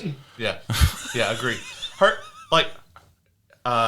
We talked about how like some of the action's kind of muted for the family members. Hers is not. Oh, no. Her action is amazing, and probably because guess what? We're gonna see a lot of these 4 main characters. They're going to be all through Doomsday. They're going to be all through Secret Wars. And guess what? They probably going to be around after that. Like, you're going to see a lot of them in the MCU. Mm-hmm. You can really tell that they left a lot on the table to do with these characters in the future. And I don't hate that. No, absolutely not. The movie's called First Steps. Like, this is literally the first intro of these characters that they intend to be a central pillar of the MCU going forward. They needed all of these characters to work. Mm-hmm. I mean... They're doing Doomsday, you know? Yeah. So they kind of need the Fantastic Four. Yeah. Secret Wars, too, you know? They kind of need... Yeah, we're like an hour and 10 minutes into this review, and we haven't even vaguely referenced our thoughts on the plot here, which is always a difficult thing in the spoiler-free section. But... Especially for this movie. Especially for this movie. Yeah, I didn't know what they were gonna do when Kang and Thanos teamed up to, you know. I was like, oh my gosh. Yeah, but anyways, you're gonna have to edit that one out. Oh, my bad. Damn. When Galactus was like, "Yeah, I spawned Kang out of my left nut and Thanos out of my right nut," and Reed was like, "We need to ultimately nullify his nutsack to save the universe." Yeah, Reed would say some shit like that. At least this Reed would. But what you guys think of the plot here? Was it serviceable? Was it good? Was it bad? What you think of it? I didn't think it was. It's really tough, right? Because coming right off of Superman, I don't love this as much as I love Superman, but a lot of that has to do with like different kind of meta things, right? But I don't have any like major issues with the plot at all. I mean, I thought it was quite good. I have something to say about the plot, but I have to wait. But the general consensus is I enjoyed it very much. Okay. That was actually a tickle in my throat. I wasn't trying to like move in, but if you wanted to go, we've been kind of doing like doot sometimes. I was waiting for your remarks anyway. Okay. Yeah. As random not comic book nerd guy, I feel like the pacing on it was a bit fast for me to properly say, because you watch a movie once, it's been what, a few hours, 3 hours ish since we left the theater, and we ate during that time, so like the proper mental digestion hasn't really happened, right? But aside from it possibly being like a lot of stuff all at once for a casual fan, I really didn't have any issues at all. Like, I don't even have like a thing I can't say until the second half, or like I thought it was nice. So, and to touch on that point, like, don't you touch my point? No touchy. You said it was kind of it could be a lot for a casual viewer, but my thing is I feel like more stuff needs to be that way. You could be right. I'm not saying that. Like, I think it's more of like survival of the fittest, get good, that kind of stuff. Like, if you need to know, fucking go read. If not, just watch the fucking movie and be happy. Like, the thing that people don't get about like why James Gunn was so successful with Guardians of the Galaxy is, and it's the same reason that One Piece on Netflix is so successful. You're making a thing, you're adapting a thing, and that thing is fucking weird.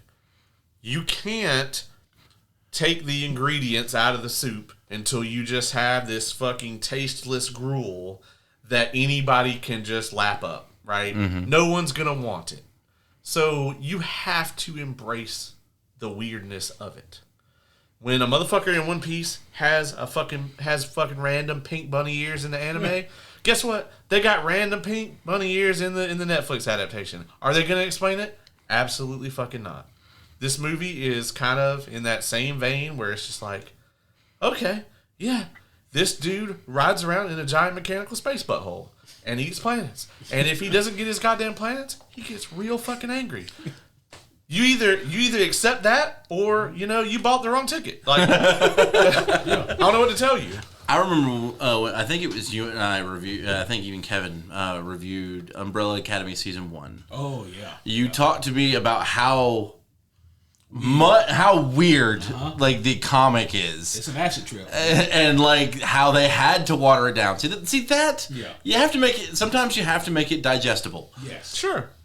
However, it still needs to be weird as fuck, and it was. And it was. like I mean, if they'd have just one for one adapted All-Star Superman, we would not have been talking about how the box office blew people away and shit. As a matter of fact, that Rotten Tomatoes score might look more like Fanforstic. Ooh. Because that shit is weird, son. It's a great book. Yeah. But, yeah. It's great. weird. It's great, but like, you got to sit down at the beginning of that and have a conversation with yourself. And just be like, just don't think about it, Morty. Oh, yeah. Just don't think about it. That has me thinking about the likes of Eternals, which is another Jack Kirby project. But you can't tell by watching that movie. Like it's so weird. You watch this Fantastic Four movie and you're like, wow, this has Jack Kirby's DNA all over it. And then at the end of the movie, like, hey guys, we want to pay tribute to Jack Kirby. But you watch Eternals, which was like 100% made by Kirby, and like there's none of his soul in that movie at all. Because there's none of his trace, none of his ideas are in that movie. And so, like, that's another case of them really trying to remove what makes something work and then trying to do it themselves. And as a result, they end up with a box office flop. The Eternals is the if the glove don't fit, you must have quit of comic book adaptations. Like, no, there's no way Jack Kirby had anything to do with this. I'll say I found it interesting as a concept, but even I knew nothing about the Eternals. Even after watching the movie, though, at the end I was like, "What happened?" Yeah, I was the same way. Like, I didn't even hear their review or anything like that. I was just like, maybe I'll watch this. The fuck was that? I mean, there's like a burly gay space engineer, and I liked that, but I can't tell you anything else I liked about that movie. He was lovely. Yeah. There was a post from like a couple months ago that said, "Gun to your head, name all the Eternals," and I was like, I'm a comic book nerd. I don't even know. I might be dead. Like, I can name like maybe 4 or 5 of them, and I'm done. I'm definitely dead. I couldn't name one. I'd be like Tyrus, Gemini, Angelina Jolie, Lincoln Logs, I'd start naming Rob them- Stark. I'd start naming them off of what I remember from the movie, but it wouldn't be their fucking names. Yeah. It'd be like, that one was actually, now I'm blanking on the Greek god's name. So it's that one was Hephaestus. It's Makari who's Mercury. There's I only remember Sad Superman. the engineer was Hephaestus. there's Icarus who is Ike Harris. That's He Sad went too Superman. close to the sun.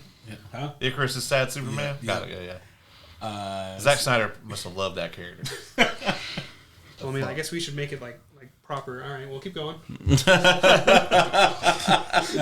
Fastos, Makari, Icarus. Ashley Larry.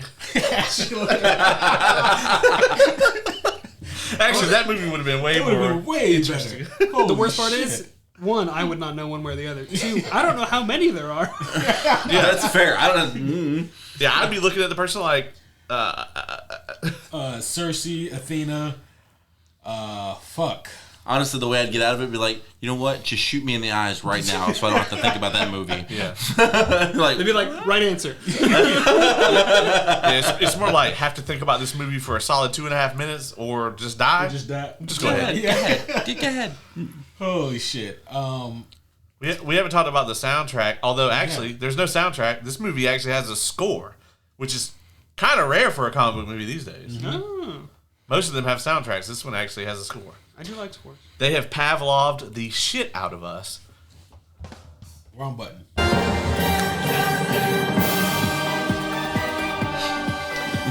Because I'm gonna tell you now, they only really hit that like 3 times, I thought it was 4. but they hit the notes. They hit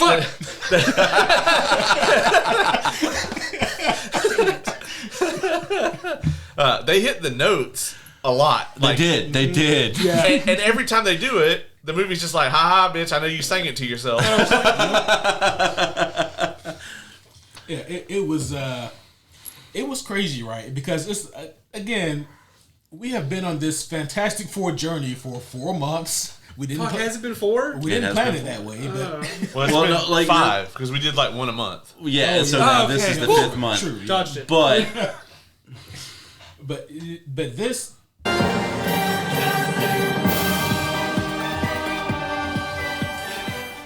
First Steps button has been here for a good while, you know, and so like we have also Pavloved ourselves. Yeah, that's true. I mean, I didn't do shit. Yeah, I was gonna say like you're the main person that presses that. Like 98 out of 100 I blame presses. both of you. yeah, I haven't pressed that button once because I'm way the fuck over here. That's the only reason. I'm just Maybe. saying. I had to be able to be like, yeah, he's the only one who had it. But there was a bunch of times during the movie they'd be like, dun, dun, dun, and I'd be like, you motherfucker. Right. Oh yeah. Yeah, they did that constantly. It was good. But I liked the score. I either didn't notice it or when I did notice it, I was like, oh, this is good. So and see that. Oh, go ahead. Sorry, Dylan. I was like, I actually have a thing for this based on a podcast I listened to, an audio drama, not another. I'm not cheating on you guys. But they one of the video editors or the sound editor, for that one, said a good score is something that you most of the time don't even realize you're hearing. Yeah. And whenever you said it has a score, I was like, oh shit, it does. Which for me means it kind of passes that mark. Right. Where like if it was pulled away, yes, I would lose something. It would not be nearly the same, but I'm not conscious of it. It all just makes it Right, organic. until you hit those moments that you need it. It's just Where it like swells. it's just like in game when that fucking the Avengers music hits. It's like fuck that. See, that's what I need. Like, and I'm so glad that they actually did that in this movie. Like, and I feel like more like, especially with the groups, like the new Avengers, and they should have their own score that actually fits them. Like Superman for one, everybody knows the Superman score. Yeah. And they did very well in the Superman movie. Yeah. They did it very well here as well. And I love stuff like that. That's one of the things that, for all their attempts, like, please, for the love of God, like, when they make this fucking X-Men movie, use the fucking score from the animated series that everyone loves. I think they will because they used it in the Marvels. Oh yeah. And they also use it in Doctor Strange too, I believe. Like, I think they play it when Professor X rolls up. Mm-hmm. Yeah, they actually didn't play Roland. They played... or Roll Out by Ludacris. Did they play that? Roll out. I got my twin Glock 40. God damn. Oh, now the video's flagged. Yeah. That's right, yeah. Bruh. Damn it, man. Damn. Treating the podcast like it's your mom's. This is what I call music CD. I can't take credit for that joke. That's actually Pete Davis' joke, but still. Let me tell you, I am so happy that like we had a very short cold open. We went right into this thing. We're an hour and 20 minutes in, and we're still talking about this movie. We're still in the spoiler-free section. Mm-hmm. Are we ready to score it? We are. Let's go ahead and score this thing and talk about some spoilers. Dylan, you go first. Yeah, I think we already actually decided on the last episode that you were going to go first. Did we? Well, great.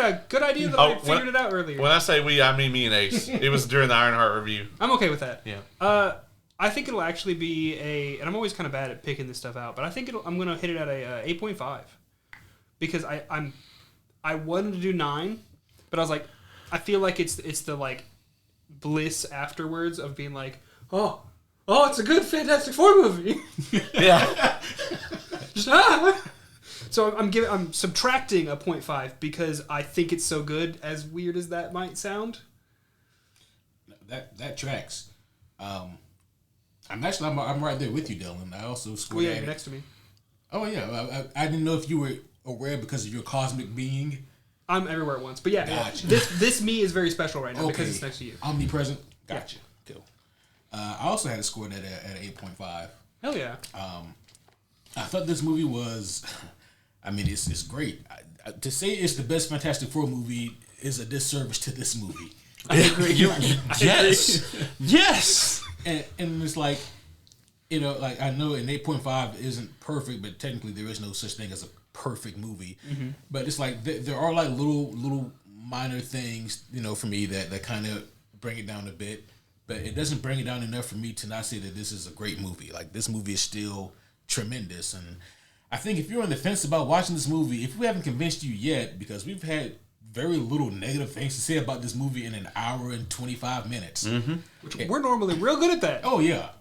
So if you guys are on the fence, definitely go see this. It is incredible. It is what it needs to be. It's the best Fantastic Four movie since The Incredibles. Yeah, actually, Damn. somebody was like, "Isn't Mole Man a Incredibles villain?" And I was like, "They might be, but they originally a Fantastic Four villain." So There is some sort of put- mole creature at the very end of one of them. yeah, I'll put a spoiler right there. It's cool. that's not a spoiler. It's really not that much of a spoiler, dude. That's not a spoiler. That's as much of one. I mean, it's more as his like scene thing, like his. Mole Man? Okay. Not a spoiler. I said it was more than his, but I mean his is it's technically cool. near that We're, same. we're near the spoiler section anyway. Okay. I don't Yeah. consider that to be a spoiler. That's like a well-known thing that That the Mole Man was in this movie. yeah. That was not well known. I watched all the trailers. That shit was I only not watched well the first one. It just because it wasn't in the trailers, like the casting was announced. Like, yeah, that was the whole thing. I'm just saying. known. All right. The more he talks, the more I'm actually on your side. Like this shit. Not a spoiler. Anyway, it's also in the first fucking 3 seconds of the goddamn movie, so you know it'll be all right. It is true. And he comes back and fuck it. Oh well, now see now. Oh, That was a spoiler. show Yeah, me- that was show spoiler. me- See now we're spoiler. Scooch over a little more closer to that line before we start saying more spoilers accidentally. yeah. Anyway, yeah, I agree with you guys. Like honestly, saying this is like. It'd be like saying that Chris Evans is the best cat in America back in like 2010. You know what I mean? Like yeah, okay, duh. Like, is it the best Fantastic Four movie? Yes. Is it also great, even if they hadn't made any of those other ones? Yeah. Like Jack Kirby, I think would be proud of this movie. I think Stan Lee would be proud of this movie. Like I think both of them would have really liked this. I got a little higher than you guys. I have it at 8.8. That's kind of the first score that came to mind walking out of the movie, and I haven't really changed it. Superman, I had it at a 9 when the movie ended, and we sat here and talked about it for 40 minutes, and I bumped it up to a 9 too. Because I was just like, damn, I really like that. But yeah, I'll hold it like an 8.8. Honestly, I think every issue I have with this movie is probably more about what it doesn't do. It's just like, this is very much. You know, the title says everything. It's first steps, right? Like, I just feel like there was more that they could have done with these characters, and obviously they plan to do with these characters. We just have to wait a fuck all amount of time to get it now. And then you know the other issues that I do have with it, I can't really talk about until the second half. So I'm actually gonna rate the highest in this. I walked out of the theater with a 9 in my head.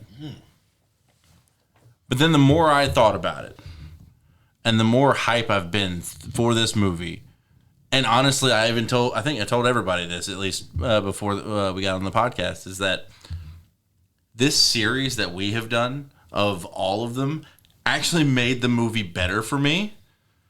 I mean, clearly, yes, it is an amazing movie. It is definitely, and again, duh, it's the best Fantastic Four movie. But, I mean, I bought a fucking Fantastic Four shirt just to wear to this movie. Same. Yeah. So, Mine's better than his, but I'm actually... I forgot to. You know what? I'm actually going to say, because of those reasons, I'm going 9-2. Oh, Man. Okay. look at him. Look at him. Yeah. I don't think I've ever scored anything that high. I don't know about that. I don't think you have, Dylan. See, he says that he comes on here to review trash all the time, but you're the one who really. Yeah, fucking tell me about it. What the fuck did I do? Hey, look, we finally had you on for a good movie. How long is it taking?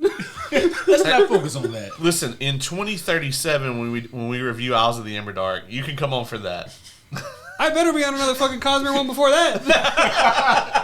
And honestly, I'm catching up, so I would like to be on one too. Oh, okay. Get in line. Yeah. I just want to go ahead and tell you now. I can't have the conversation with either of the girls of like, oh, you guys can't be on the Stormlight review. I will get stabbed. So if you got one of you guys want to inform them, you're more than welcome to. I'm not allowed on the committee. Okay. You have to fill out committee form 278-B. I keep trying to do it, and they keep being like, "Oh, well, it's actually," and then they like mess up my form. See, here's the thing: once you fill out that form, then they tell you have to have the 38-2. Yep. No, normally after that they say, "How do you keep getting in here?" That's true. Oh shit. We're moseying. Yeah. One last thing before we go over the line, because this doesn't technically need to be in the spoiler free. I like that they turned the fucking lights on for movies again. Like everything's not dark as shit. Oh, you didn't mean like a Brendan turned the lights on? Like, Yeah. I was like, the lights were off. Did y'all talk about that on the podcast? No. Oh my god. No, because we had already reviewed Superman. Yeah, because it wasn't for that one. So That's fair. That The was review another was reason out why I wanted to bring it up, because of the double joke. Yeah. Yeah. It takes me a little getting used to, but once I settle in, it's fine. I do actually prefer it be dark in the theaters. Just because you're like Batman. I think he meant on the screen. Oh, Right? That's what you meant, right? yes, Yeah. Yeah, that the movies aren't just literally dark as fuck. yeah.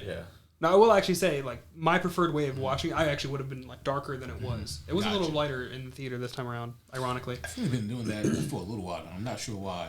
Maybe I always think, is it for active gun shooters? That's gonna help them. Well, actually, I never even thought of that. Actually, what I think it is the screen, because the movie is brighter, the screen is brighter, and so it shines onto the. That could be it. For But the room. I think I've seen it with like even darker movies, but I don't really know. I haven't paid that much attention. But I'm gonna be honest with you, like, I'm with you. It's like I want that to be the only source of light in that entire place. For safety reasons, they can't do that. I get but it. if it were up to me, yeah, the screen, the projector, that's the only light in the whole fucking place. Take everybody's cell phone. I mean, that was the way it was in the Thompson Theater. That's because they didn't have any other lights. This is not safe. I wonder if it's still like that. They remodeled it. Oh, really? I haven't been to Thompson in years. They late though. I think they just got Jurassic World Rebirth. Oh, they've always shit. been that way, though. Yeah. They've always been that way. Yeah, and they only got the one screen. Oh, they damn, they lost one of them. Well, I think they just redid they remodeled one, and the other one, is probably still. Ooh. Man, so before we get to the spoiler field section, we're gonna do a little bit of moseying here. We've been moseying. Hey, listen. I'm listening. Thank you, Dylan. You're welcome. Yeah. Fuck you, Oz. I'm just saying, we just brought up our childhood hometown theater. Yeah, here's the thing though. No one gives a fuck about that. Yeah. So Yeah, we here to talk about. Man, he's gonna try and reach it. Don't let him. No, I won't. if I'm not fast enough to stop Oz from hitting the button from way over there, then maybe. Hold up.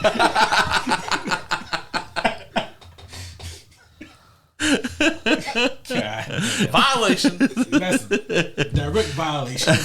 Oh shit, that wasn't even your drink. It's my drink. I was wondering why he was That's why he said, hold up. If you gonna throw a drink at him, I didn't finish that one. Throw that one at him. All right, fine. I'm in crosshairs. Steal fucking one of Junior's drinks. He got vodka in both them bottles. Leave Junior's. I was like, Junior gonna beat your ass. That's why I wanted to take it. Holy shit. Yeah, what the fuck were you saying? What the fuck was I saying? Oh, I was gonna say you had a point here, but You were moseying. moseying. Yeah. All right, so Sam Jackson. Sam Jackson, motherfuckers.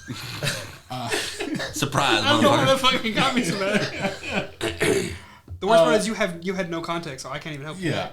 So speaking of that, I had this thought in the back of my mind throughout the entire viewing of First Steps, and that is, man, this retro, futuristic '60s thing is a cool vibe. The racism has got to be out of this world. It's got to be crazy here. I just had that feeling, couldn't shake it. Okay. It's such mean, an interesting thing to just be like, here's this on the table. There you go. They seem to be pretty nice to Ben, and he's a rod monster. Yeah, it's like he's one of the good ones. Oh, okay. Yeah. I see. Oh. Yeah. I see. Huh. We actually didn't talk about this in the spoiler-free section, like just how cool this world was. You know, they really nailed the Jetsons vibe. For sure. I like how all the technology and shit is all like some Reed bullshit. Yeah, like everything that's technology based is something he made. Yeah, It's the same thing as like a shade. yeah. This motherfucker built his own MRI and everything. What's really cool here is that they're celebrities, and that's kind of how the Fantastic Four are treated in the comic books because of like their public personas and whatnot. They are treated kind of as celebrities. Just opposite of the X-Men. Opposite of the X-Men. A little fucked up, you know. But go back to my racist point earlier. Yeah. The there's 4 of the good ones. Yeah, those 4 of the good ones. If only the X-Men would just say, we got hit by cosmic rays too, we promise. Yeah. We're totally up there. Yeah, if they weren't born like that, you know. Yeah, that's different. You know? That's different. That's right. That Spider-Man, he can be all right. Those dirty mutants, absolutely not. Yeah, get them out of here. Get them out of here. I've seen a few of those posts lately, and I would just go, oh. Yeah. This is making me uncomfortable. Oh, that's good. I think that's the point. Yeah. Oh, boy. Let's see. Besides abhorrent racism, well, what else do we want to talk about?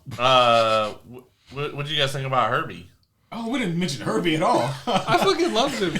I will say, like, this isn't a spoiler, but like every time he turned around, he said, "What the fuck?" Yeah. there was one moment, like at the end. I think he really did. At first, I thought maybe I just heard that because of but no. I talked to Naomi Brennan, and he definitely thought he heard it. He was definitely there. Yeah.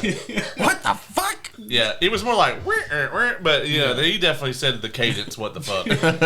We all know what it sounds like. Also, it popped me that he runs on goddamn cassette tape. That was So I loved that, but at the same time, the more like tinkering brain of me be like, motherfucker, I know you have a better source. That is fair. Like he would have a better source, but Like, live your life, do your thing. It's fucking great, love him, but like just a little bit was like, Well, the one thing is, like, they don't have to rewind him. You could tell Reed had made it where the shit just constantly will feed through, you know? Yeah. There was at least that. Here's the crazy part. That is still very futuristic for the 60s. Yeah. Cassette tapes were not a thing then. Yeah. correct. Yeah. I like the fact that he had a little cubby. He did. And He the did ship. look up. In the ship, Yeah. yeah. He Yeah. a little cubby. No, Herbie, I can definitely see Marvel just 4 years ago. Herbie would have been on my fucking nerves in this movie. Oh, God, yeah. But no, he was actually all right with me in this movie. Like actually a valued member of the team. Yeah. Herbie, if they would have released this in Phase 4, Herbie would have stopped Galactus. Accidentally. Right.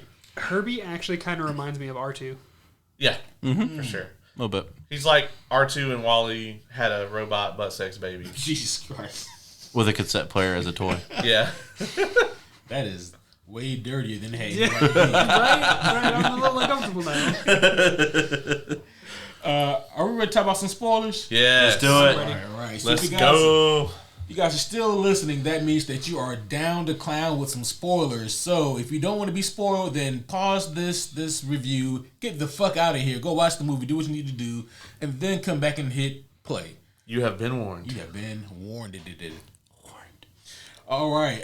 Where do we want to start with these spoilers? I don't even know. I don't even know where to start. I think it was the right call to cut Red Ghost out of the movie for the most part. I don't know where he Who would looks have Red fit. So there was a small moment at the beginning during the montage where they were like, and they stopped Red Ghost. And I remember hearing it, but I don't know who that is. And they like yeeted that ape into the ocean. That was dope. Wild. And honestly, it was one of the coolest moments for like seeing Reed's power, like him stretching out, swinging back in, and then like elastic banded that shit. That was great. They reference it again in the cartoon. Yeah, they do. Yeah. Fuck this movie's post-credit scenes. Kinda, yeah. I actually probably would have been at a 9 with Oz, like a 9 or higher with Oz. But the post-credit scenes in this movie just pissed me the fuck off. Like, the first one wasn't that bad. I enjoyed the second first one. was- The second one was kind of pointless. I thought they were going to do something else with it afterwards. You know, like, oh, click it off, Yeah. and then something else, and then it just clicked. I was like, Oh, it's just did you did that a little early. They click it off in this Doom. Man, get this bullshit off my screen. That's what I was hoping. I was hoping we would actually see Robert Downey Jr. sitting there just be like, man, watch this on Liberia TV. Yeah, why? Yeah. Oh, I did love the empty chair. The empty chair, and like I looked down at Caleb and Ace, but I don't know if y'all saw me. I went, Latveria. I was looking down too. Yeah, because I was just like. I didn't do that. I don't know if you heard some giggling off to the right hand. That was me. Latveria. Yeah, I like that he didn't attend the meeting. He's like, fuck that. Because everybody, but that motherfucker. He's like, we already got peace. Because I said we got peace. Because I said, if I say there's peace, goddammit, there's peace. Yeah. We will have order. Even if it kills you. Yeah. And it was interesting what they did there because they didn't just pan by the Liberia chair. They like stopped, and then they moved. In case you didn't miss this, all right. What do y'all think? Well, first of all, we know there's a Liberia. Can we assume that there is a Victor Von Doom? I would assume. Yes. Oh, yeah. Okay. I kind of hope that the Victor Von Doom we get as Doom and Doomsday does not come from this universe because, what the fuck was he doing? like if the whole planet finds out that fucking Galactus is coming to eat the planet, Victor Von Doom is not going to be like, I'm sure Reed will handle it. Yeah, no. Well, see, here's the thing. They kind of alluded to that because they showed his empty chair. Yeah, but, I mean, he would have been doing something. I mean, shit. He probably would have actually reached out to Reed to work with him, to be honest with you, or even if he was going to fuck him over. Yeah. So. Or he would have been like, I'm going to steal that baby and give it to Galactus. Yeah, one of the two. Yeah, he definitely would have showed up fucking earlier in the end credit scene. I almost wonder if, because I didn't really think about it. Didn't think that deep about it. Don't know the comics. I know a lot more about Fantastic Four now because of you guys, but I wonder if that's going to be right. Maybe they do have a Victor Von Doom, but he's not Doom.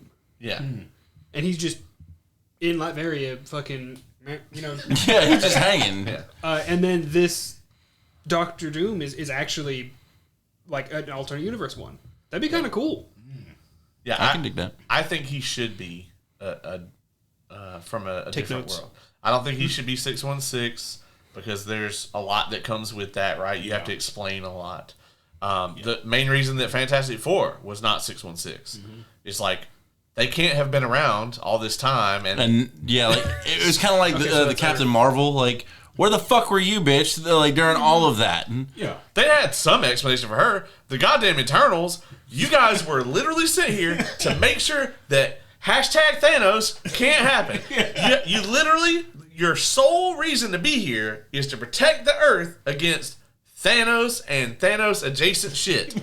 And You did nothing. you showed up after the fact. You are literally fucking Kara showing up to help Kal-El grow up. And now he's older than you. And he older than you and grown. And all you can do is go get drunk as shit and play with your dog. What a life. Yeah, I am so curious about Doom. I will say this. There's one reason why I hope that he is from that same universe as the Fantastic Four, and that's because I want there to already be a relationship between Reed and Doom. Yeah, and like honestly, that I'm in that same boat. Like, yeah, I don't like. Don't get me wrong, an alternate Doom would be fucking dope, but like, I need that connection. Yeah. Like, I need that to actually make it believable for me. I definitely want there to be something there. Like, I won't hate it if he's from this universe. Like, I'd be alright with it. I'd rather him be from this universe than 616. Yeah. Because if he's from 616, that makes no fucking sense. Yeah, it doesn't make any sense, especially since he is RDJ. Yeah. Yeah. Somebody be like, did somebody clone Tony Stark? Like, what? Yeah, like it does not make any sense, and also that would ruin any kind of setup they have when he goes to 616, and they're like, "Hey, Tony, I thought you were dead." I'm not Tony. Like, you don't get that. I want him to be from the Fox universe. I want him to be like, I had to sit through 2 Dark Phoenix storylines. I'm about to kill all these motherfuckers. You know what? I wouldn't judge him. You know, And then Deadpool shows up like, shit, dude. we haven't done this yet officially, I don't think, but I guess rest in peace to Julius McMahon, who played the Fox version of Victor Von Doom. Yeah. Oh, really? Yeah. Just a week ago? Yeah, about a week Jesus. ago. About a week ago, yeah. Too many people. Oh Yeah, yeah, he was it a heart attack or something? I think so. Yeah, he was only like what, 61? 54. I think. 54. Oh, Jeez. shit. He was young. Yeah. Yeah, I said small, I meant young. But yeah, so Doom is going to be interesting. So for those of you, I assume you guys have seen the movie and the post-credit scene, but if you haven't and you're just a renegade listening, at the end of the movie, the post-credit scene is Sue going to check on little Franklin, and there is a figure cloaked in green with a mask in his hand kneeling down next to Franklin. It's not RDJ. No. I will say, I actually could have done without him holding the mask in his hand. Yeah. I wonder why he was doing that. I think it was to show the kid. Yeah, it was definitely, like, all right, so Scary mask. scary mask, take it off, but Yeah, at he the don't same have a scary time, face under it. also, and again, from a cinematic point of view, showing the mask lets you know exactly who it is. And they're not trying, like, I mean, I think we had enough context clues. I mean, I agree. That's what I'm saying. The start of this movie showed that they thought the viewers knew what the fuck was going on a little bit. Yeah. Exactly. No, I definitely agree with you. I'm just saying, like, that is my only theory for that. Yeah, I really hated these post-credit scenes, especially because for Thunderbolts, asterisk, New Avengers, we actually got a fucking legit, like, kind of sneak peek at Doomsday filmed on the Doomsday set by the Russos. And given that, you would think that for this movie, we would have got something very similar, like, okay, maybe we get to see that scene from their point of view. That would have been cool. Or any sort of indication as to why the fuck they end up in 616. Yeah, like I was thinking like maybe that's how the end fight with Galactus was gonna go. They don't beat him, and they get sucked into it, or they choose to go through it to try to figure out a way to stop him in a different universe. That's what I was thinking. Which now that we're in the spoiler section, I 100% think that is where Galactus and the Surfer were sent. Oh, 100%.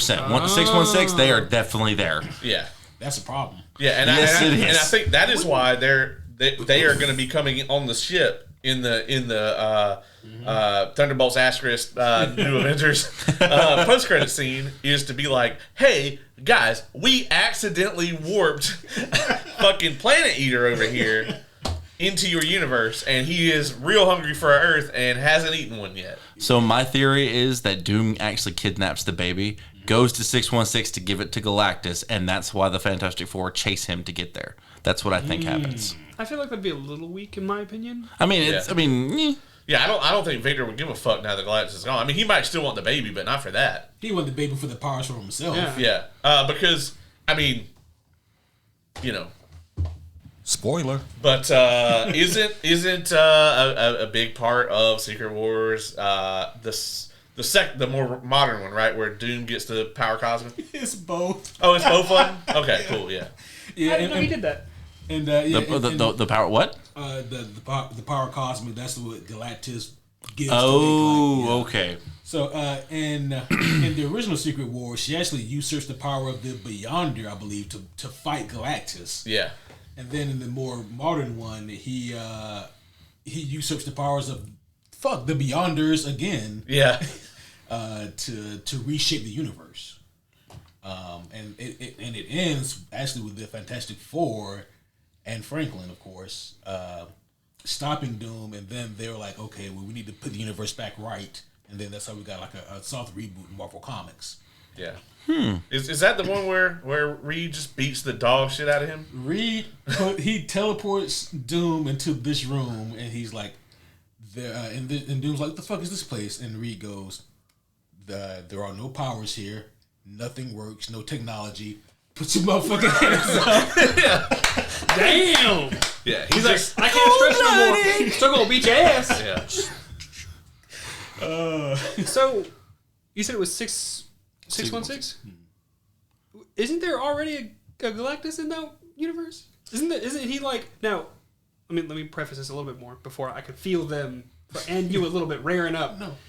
If I remember correctly from your statement, Galactus's power set technically always existed beforehand. He was a scientist from a different universe before who managed to get to the end of the universe, like heat death or whatever, and the reignition and the Big Bang of the next one. And it kind of like fused with his ship and took in all of the like things need to die, destroy energy, the ruin, and is now like a conduit for that. Yep.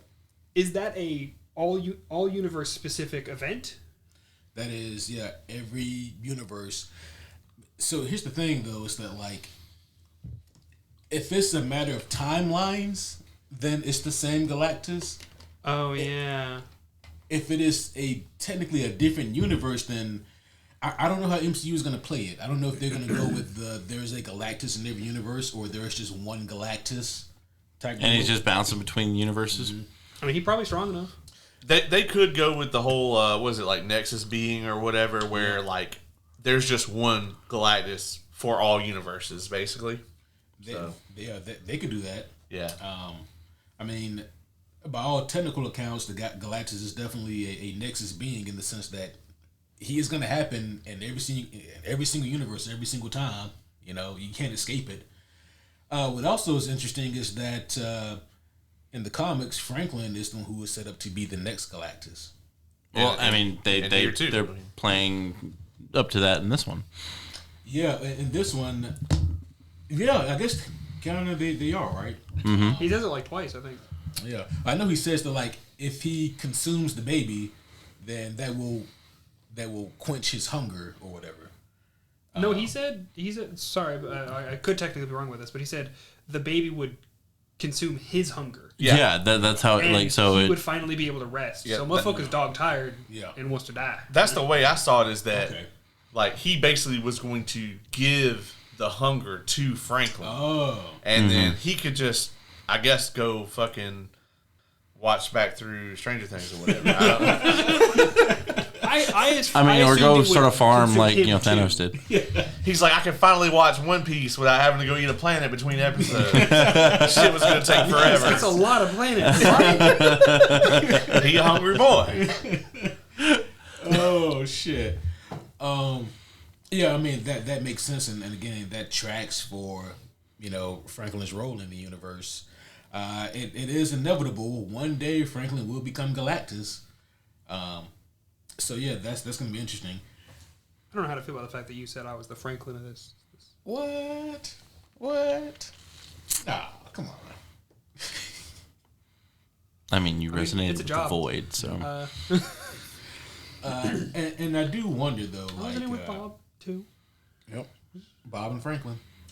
I do wonder though, like, because we all agree, right? Marvel has got to be done with the killing off all of the pivotal villains shit. Oh, God, yes, please. Like, if we I hope never so. see Galactus again or Silver Surfer again, that will be fucking criminal. No, we totally will. Yeah. Kind of Yeah. have to. Yeah, like, Julia Garner killed it in this. Oh, and the God, surfer was so cool. Oh yeah. They even had that bitch surfing on lava and shit. Oh, that shit was like, sick. I popped the hardest for that. I was like, she's fucking like in the She's tube, actually dog. surfing, She yeah. is surfing this shit, and I'm super here for it. She was so badass because, like, she can get you anywhere. Especially, like, when she, like, rolls up to their ship and just, like, phases through it. And I was yeah. like, that's going to be a problem. Yeah, Like, she like, placed her hand into Sue's stomach. I was like, oh no. oh, that's not good. I will say that was one of my favorite like visuals though, like her going in for the and then all of a sudden they hit light speed and it like snatched her out. I was like, that was fucking dope as shit. Yeah. Yeah, and they were like, oh, well, we're in FTL now. Like, it's fine. And then you just see her surfing up. Oh, she's like, yeah. She's like, bitch, you think I don't know how to travel light speed? How do you think I got to your planet, bitch? Yeah, you think I fucking went there on a scooter? Like, So You slap me, bitch. I actually had a while the scenes were happening, I had a small thing where I thought something might happen and kind of hoped it didn't. I'm glad it didn't. But for a brief moment, I thought Galactus saying the child was going to be this cosmic event, and her going after it while warping was going to inadvertently cause the child to get some powers to become Galactus. It was going to be like a little self-loop. They didn't actually do that. And I am glad, but at the same time, I was like, oh, that would be kind of cool. Yeah. That whole scene that was going on, I was thinking, I'm never going to be able to give birth. But I can't figure out if doing it in zero gravity would be better or worse. Well, and I think Reed even kind of touched on that. It was like, without gravity, you can't push. Yeah. Yeah, it makes sense. Yeah. Now, I will say this. She definitely didn't have any fucking painkillers. Oh, no. Oh, fuck no. Also, kudos to fucking Sue Storm, period. She maintained, her character integrity, even in child labor. Yeah. And the fact that she was aiding them between contractions. Mm-hmm. That shit was dope as fuck. What did she? I cannot praise, Vanessa Kirby's, portrayal any more, than I already have. Amazing. This character has come a long fucking way from 94, where I was explaining this to the homie Kay the other day. I was like, you know what Sue Storm did in that movie? I was like, she sewed the suits, and that's it. And she was like, are you fucking serious? I was like, yeah. I was like, somehow Jessica Alba's version was better, a step up. It was progressive by comparison. Yeah, by comparison. It's all right, yeah, but I mean, Vanessa Kirby had it all, man. Oh, yeah. She was hot. She was fucking the emotional core of the fucking group. She was brilliant, and her power set here, incredible. And not to mention the control she had over her powers. That is what I applauded the most. Yes. Now, while we're on this topic, this is the thing that I was worried about the whole time it was happening, what you thought about it. The end, where she pushes Galactus, where it was that, because I could feel you being like... Honestly, I had a little bit of this too. I thought that they went a step too far with it. Literally. I think that Galactus could have already been on the precipice of being at the portal, but she pushed him back way too long. Yeah, I think if she gave that final push that caught him off guard and made him stumble, but she pushed him for what, 4 blocks? She pushed him a good distance, and I was like, I understand what you guys need to happen here. I do. Yeah. I understand where the story needs to go, but man, and this is one of my only qualms about definitely pushed him way too long. 2, I felt like, especially after he had the baby in his hand, she would have been nutting up a lot more than that. Yes, she was nutting up, but I feel like she would have been exploding with power at that point, full anger, and I didn't feel that 100% from her. Not saying what I got was bad. Mm-hmm. I'm just saying I felt like it needed to be a little more angry, upset than just push you. Well, I don't think her powers necessarily come from her being angry. No. Her powers, to me, actually are from her being in control. So, to me, the reason I didn't have a problem with that is actually because she literally, number one, it's her fucking kid is being taken. Mm-hmm. So obviously she's going to go full out, and she basically gave up her life. That's true. Him. It's Galactus, though. But even then, yeah, it is Galactus. It was a little long. I have more of an issue actually with the Surfer being able to push him in than I did with that, because they established in their own movie that he can just straight up control her. Early in the movie, he's just able to just freeze her immediately in place. He had a ton of time where he's looking right at her and should have been able to do that. However, wasn't he being pushed back by Sue, and struggling against that? Sure, but he had absolute, complete, I got my hand up your ass puppet control over her. Because I don't remember the scene clearly, I guess, but was the Surfer pushing him, or was it she just fucking hit him? I think she just fucking... She surfboard stomped his ass. Yeah, but explosion, but he still technically could have just been fuck you. Yeah, it wasn't a thing, though, where she came out of nowhere. She went, fucking 800 yards directly at him. They even did the scene where he's looking directly at her. Maybe he was thinking, oh, yes, my herald. Yeah, it's going to help me. I think if they would have given him that one, yes, have that moment of, Okay, my surfer's here to help. Yeah. Oh no. Yeah, and then she just fucking. I think it's more that and they just didn't. Yeah. You know, they're having a long talk right now wherever they are. Yeah, she's not doing well. No.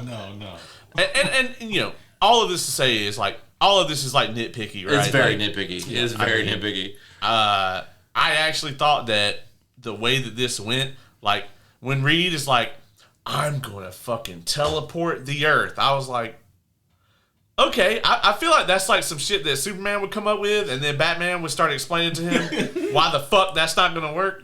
But I was like, okay, well, it's Reed though. It's Reed Richards. He was gonna teleport it to a similar solar system. He did Superman say would within have just 2% of been Goldilocks. Yeah, Superman would just be like, well, I'm pushing out the way. Well, I think like that actually happened at one point. Like Superman was like, I think I can just move the Earth, and Batman goes, I don't have enough time to explain to you all the reasons why that's stupid. I think I actually remember that. Yeah, that's like an actual scene, and that's all I can think about when he first said he was going to teleport. Then he starts explaining what he's going to do. I was like, okay, all right, this is like the Reed Richards version of this idea that might actually fucking work. I'll be honest, if I'm like a regular human on this planet, I would have been real fucking nervous. Yeah, I'd be like, so how much of the science have you done on this, Reed? Yeah. All of it? Okay. All right. Yeah. But I will say, eggs? like, see, this version of Reed, like, while insanely intelligent, there is quite a handful of moments in this movie where his calculations aren't necessarily correct, or at least he didn't factor in something that maybe he just didn't know. And there was a lot of mistakes that happened. I mean, he's not supposed to be infallible, though. No, I agree. Yeah. I agree. I'm just saying, like, he makes a lot of promises also. That is one thing I'm like, bruh, you can't promise to keep anybody safe. You can't, no, from this? I mean, he does some fucked up shit as part of the Illuminati. Oh, yeah. I mean, like, and then they show that kind of capability of him here, where he's like, I mean, there is that moment. I don't think he ever actually considered giving Franklin to him, but he thought through it. Yeah, like, and that was like, well, I saw the 94 creeping in a little bit. I actually love that scene. It might be my favorite scene. It was phenomenal. That's the scene I was referencing earlier. You know, like in the spoiler-free section, like the scene where he knows the decision that's the most logical.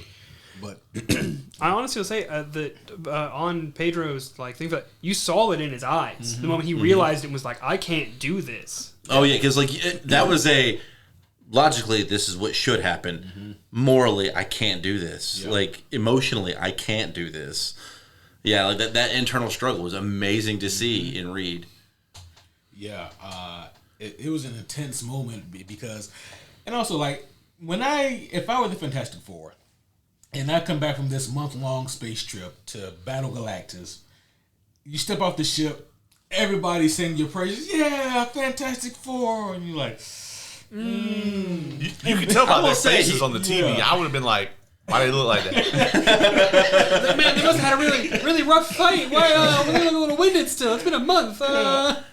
Speaking of rough fight, sorry, continue. Go ahead. If I'm at that press conference, right, and I'm Reed Richards, and they're like, so, tell us how you beat Galactus. I'd be like, shit, man, we beat that motherfucker ass, bro. Y'all should have seen that, man. It was crazy. I actually really enjoyed the fact that he was just bluntly honest. I was so happy with that. It's like there were so many places where I would have lied. If I didn't lie about beating Galactus, I would have lied about him wanting my child. Yeah. Yeah, I would not have told that shit. Yeah, I'd have been like, it was not. You can definitely tell he's a new dad. You're like, he didn't want to negotiate. We barely escaped with our lives. Yeah, like you could say literally anything. They gonna believe you. And then, like, if I didn't lie there for some reason, I definitely would have lied when they said, "Shoot, what did they say? Are we in danger or are we safe?" And he goes, "I don't know." Like, I would have definitely been like, "Yeah, man, we the Fantastic Four. So we got you." I actually respected that answer the most out of everything. I don't know, and I'm like. It was a very powerful move. Yeah. I would not have said it. Yeah, that's what I'm saying. I think I would have. Person. That's the reason. Like the reason that is so impactful is like they've never heard this from Reed Richards before. Yeah, 4 years of being Mr. Fantastic, and now he's got all the answers. Yeah. And now Mr. Fantastic doesn't know if we're fucked or not. We must be fucked. Yeah, yeah. It sounds like we're real fucked because you could tell it hurt him to say that. Yeah. Man, because he hates not knowing. him being able to be wrong hurts him a lot. Yeah. So I briefly touched this on the no spoiler section, but the stuff that Johnny Storm got in this, I loved the majority of it until the very end of the reveal of what he figured out. I felt like he almost got too much from so little. Well, they had 33 recordings. Yeah. Yeah, but he developed an entire cipher in 3 months, and then got other transmissions from other planets too. No, I think I think those were 33. Those were the records. Yeah. That they were recording. He only had those 33. But still, at the same time, I still appreciated that they actually made him intelligent enough to figure that out, and not just some bullshit character. Yeah, he wasn't just getting his dick sucked the whole time. Yeah. He wouldn't have let her. He was hitting on the He was surfer banking on so hard. He was like, "So, girl, the surfboard. Can you leave it outside the room, or do we got to take it to the bed with us? Is it a non-negotiable? Yeah. Could it be against the wall at least? I do like one thing that they mirrored the the 2000 was it 5 one where Johnny chases after the surfer. Seven. That they referenced that mirrored scene it. hard. Yeah. Oh yeah. But I like this one more for a few different reasons. But just it was kind of cool whenever I saw it. I was like, oh shit, they're doing the thing. Yeah. Yeah, I actually enjoyed the fact that, for one, the surfer wasn't just fucking. She wasn't able to just withstand everything that they threw at her. There were a handful of times they did get a couple licks in, which was she immediately stood back up. Yeah. But see that was that something we have recently had to deal with at the D&D table. There's no counterplay, so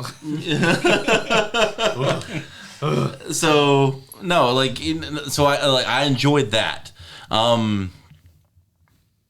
But the 94 the 2004 what the Chris Evans one, all of a sudden just fucking surfer grabs him by the throat. You're fucked, dog. You're not getting, you're done. But Johnny touching the surfboard up in the fucking space, that was fucking cool as shit. Yeah. I feel like that's such a small margin because this surfer could have did the exact same shit had she chosen to. Mm-hmm. Yeah.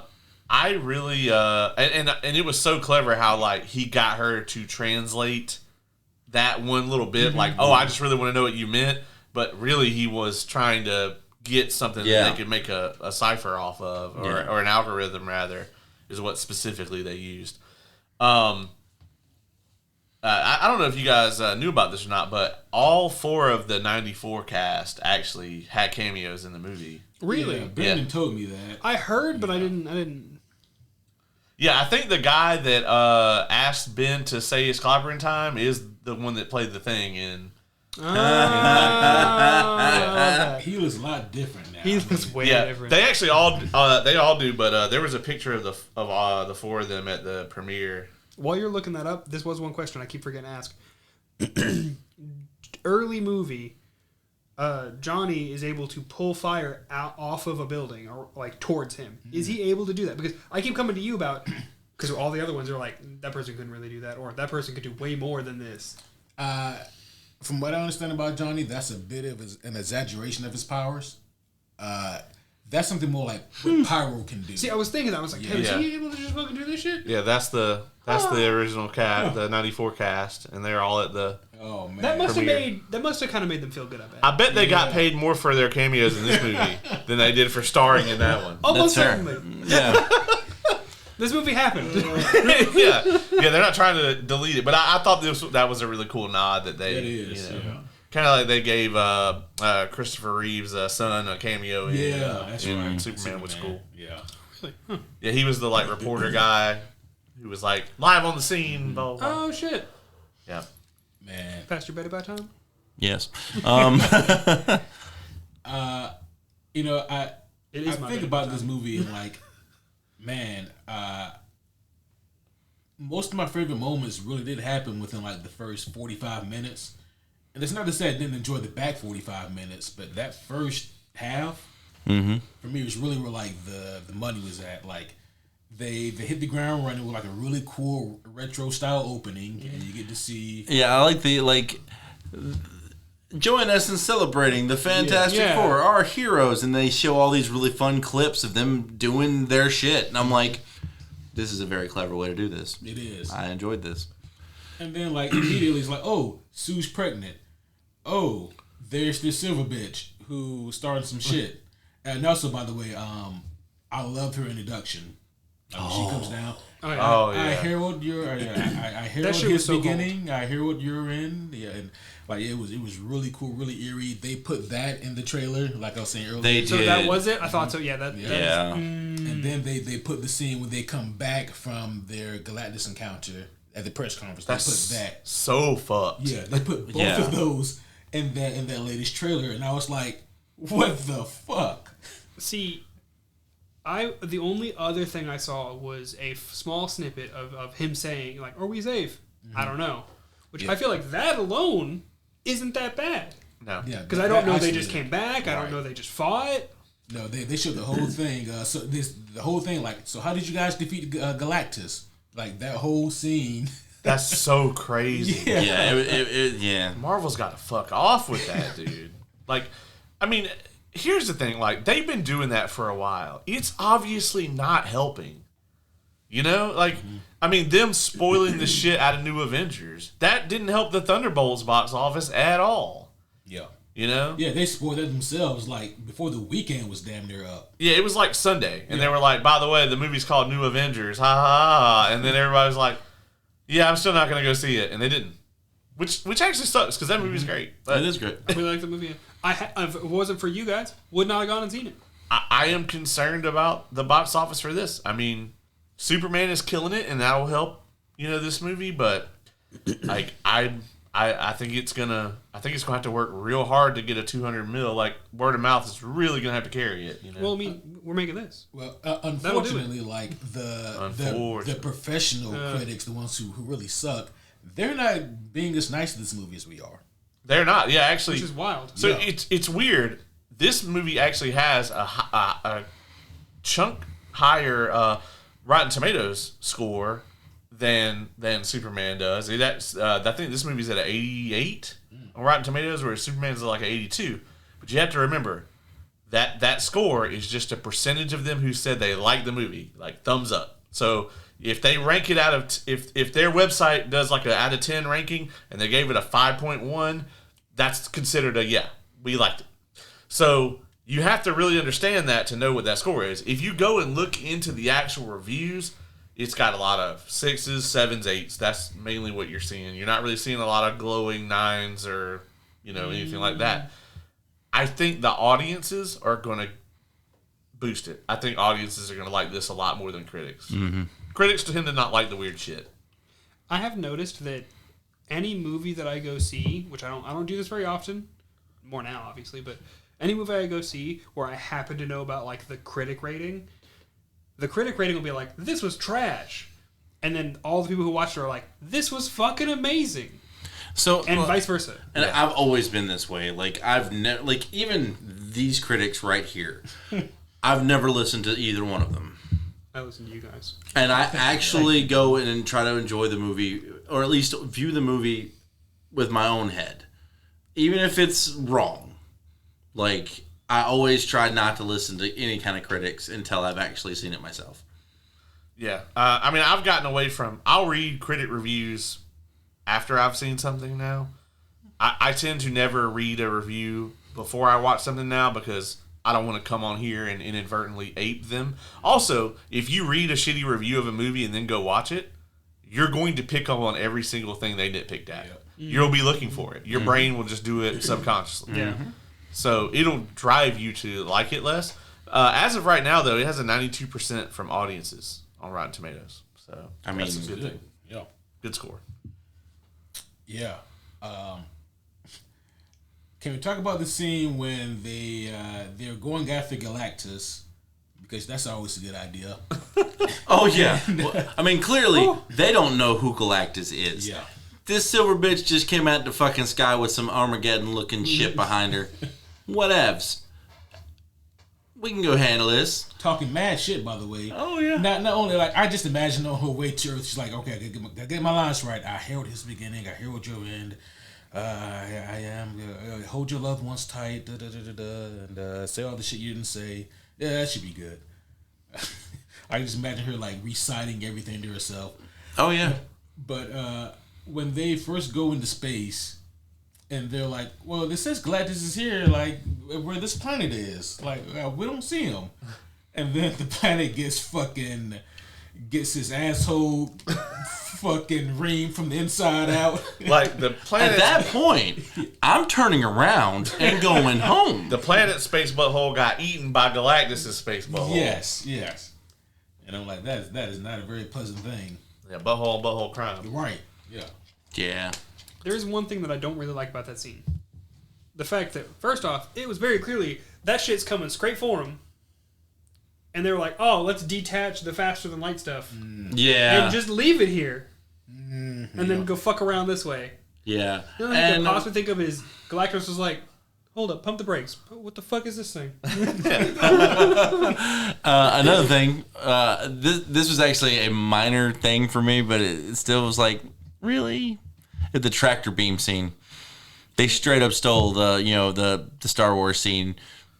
Well, that's not the only tractor beam scene. I mean, But turning off the thrusters so they can, not. Yeah, I mean, come on. I feel like that's pretty logical, but yeah, I didn't really.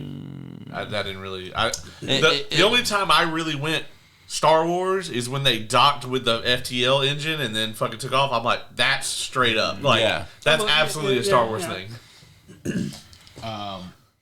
I don't know how they expected their conversation with Galactus to go. I'm sure it wasn't that though. I'll be honest. As conversations with Galactus go, it went pretty well.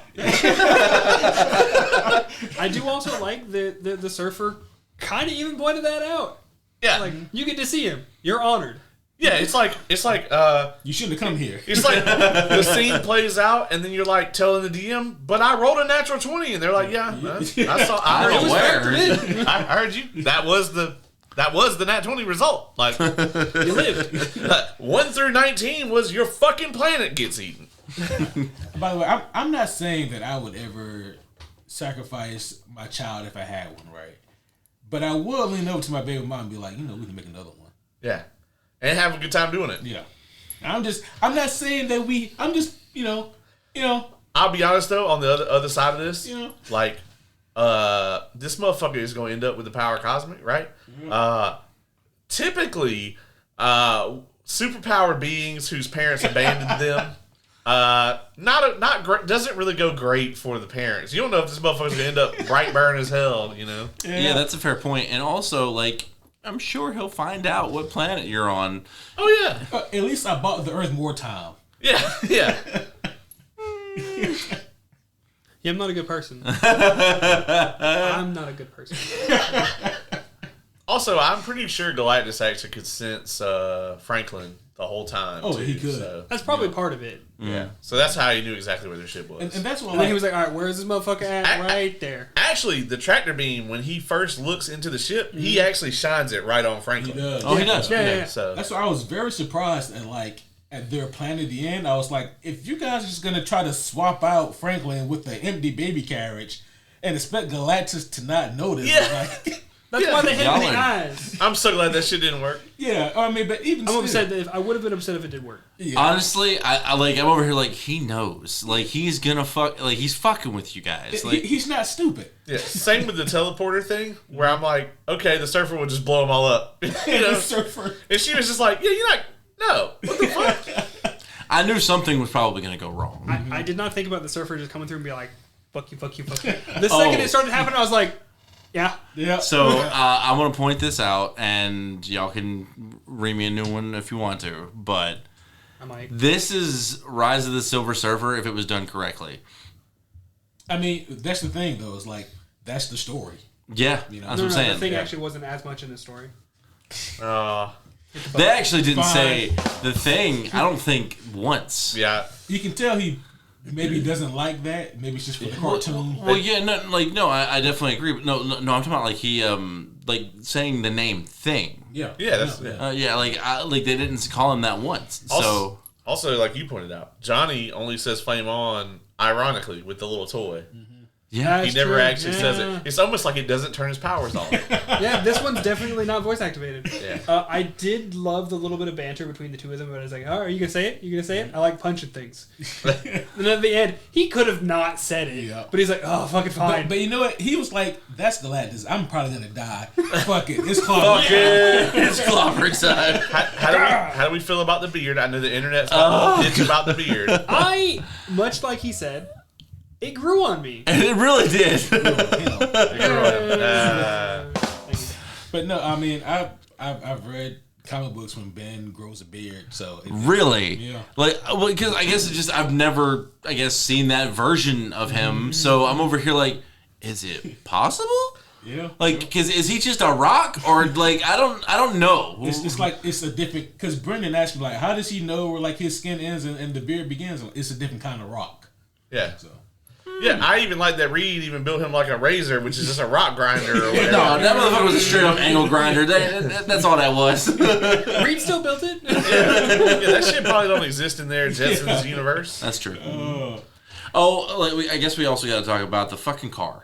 Like Fantastic Car was amazing. Cool. Yes. I didn't even know that was a thing until we watched the last movie, and you told me it was a thing. Funny enough, I did know it was a thing. Oh, yeah. Now that it's the thing in the MCU, I need to see Luke Cage steal one, fly to Liberia. Have Reed give him the key. Yeah. What was it for $50? $500? 200. 200. I actually I want the scene to go down exactly like this. I want Reed to be like in there working on some shit, right? And Luke Cage to come in and be like, "Hey, Reed, can I borrow the Fantastic Car?" And Reed be like, "Absolutely not." You know, he's working on some shit. He'd be like, "All right, man. Well, I thought I'd ask or whatever. I was gonna use it to go and fucking and fuck up Victor Von Doom, but all right." And then you just see the hand with the keys just coming to the thing. Reed's still working on whatever he's working on. He just is like, Hold on, let me just grab that. Okay. So something that we've had gripes about with every other Fantastic Four movie. Reed's clothes stretching with him. It did happen once.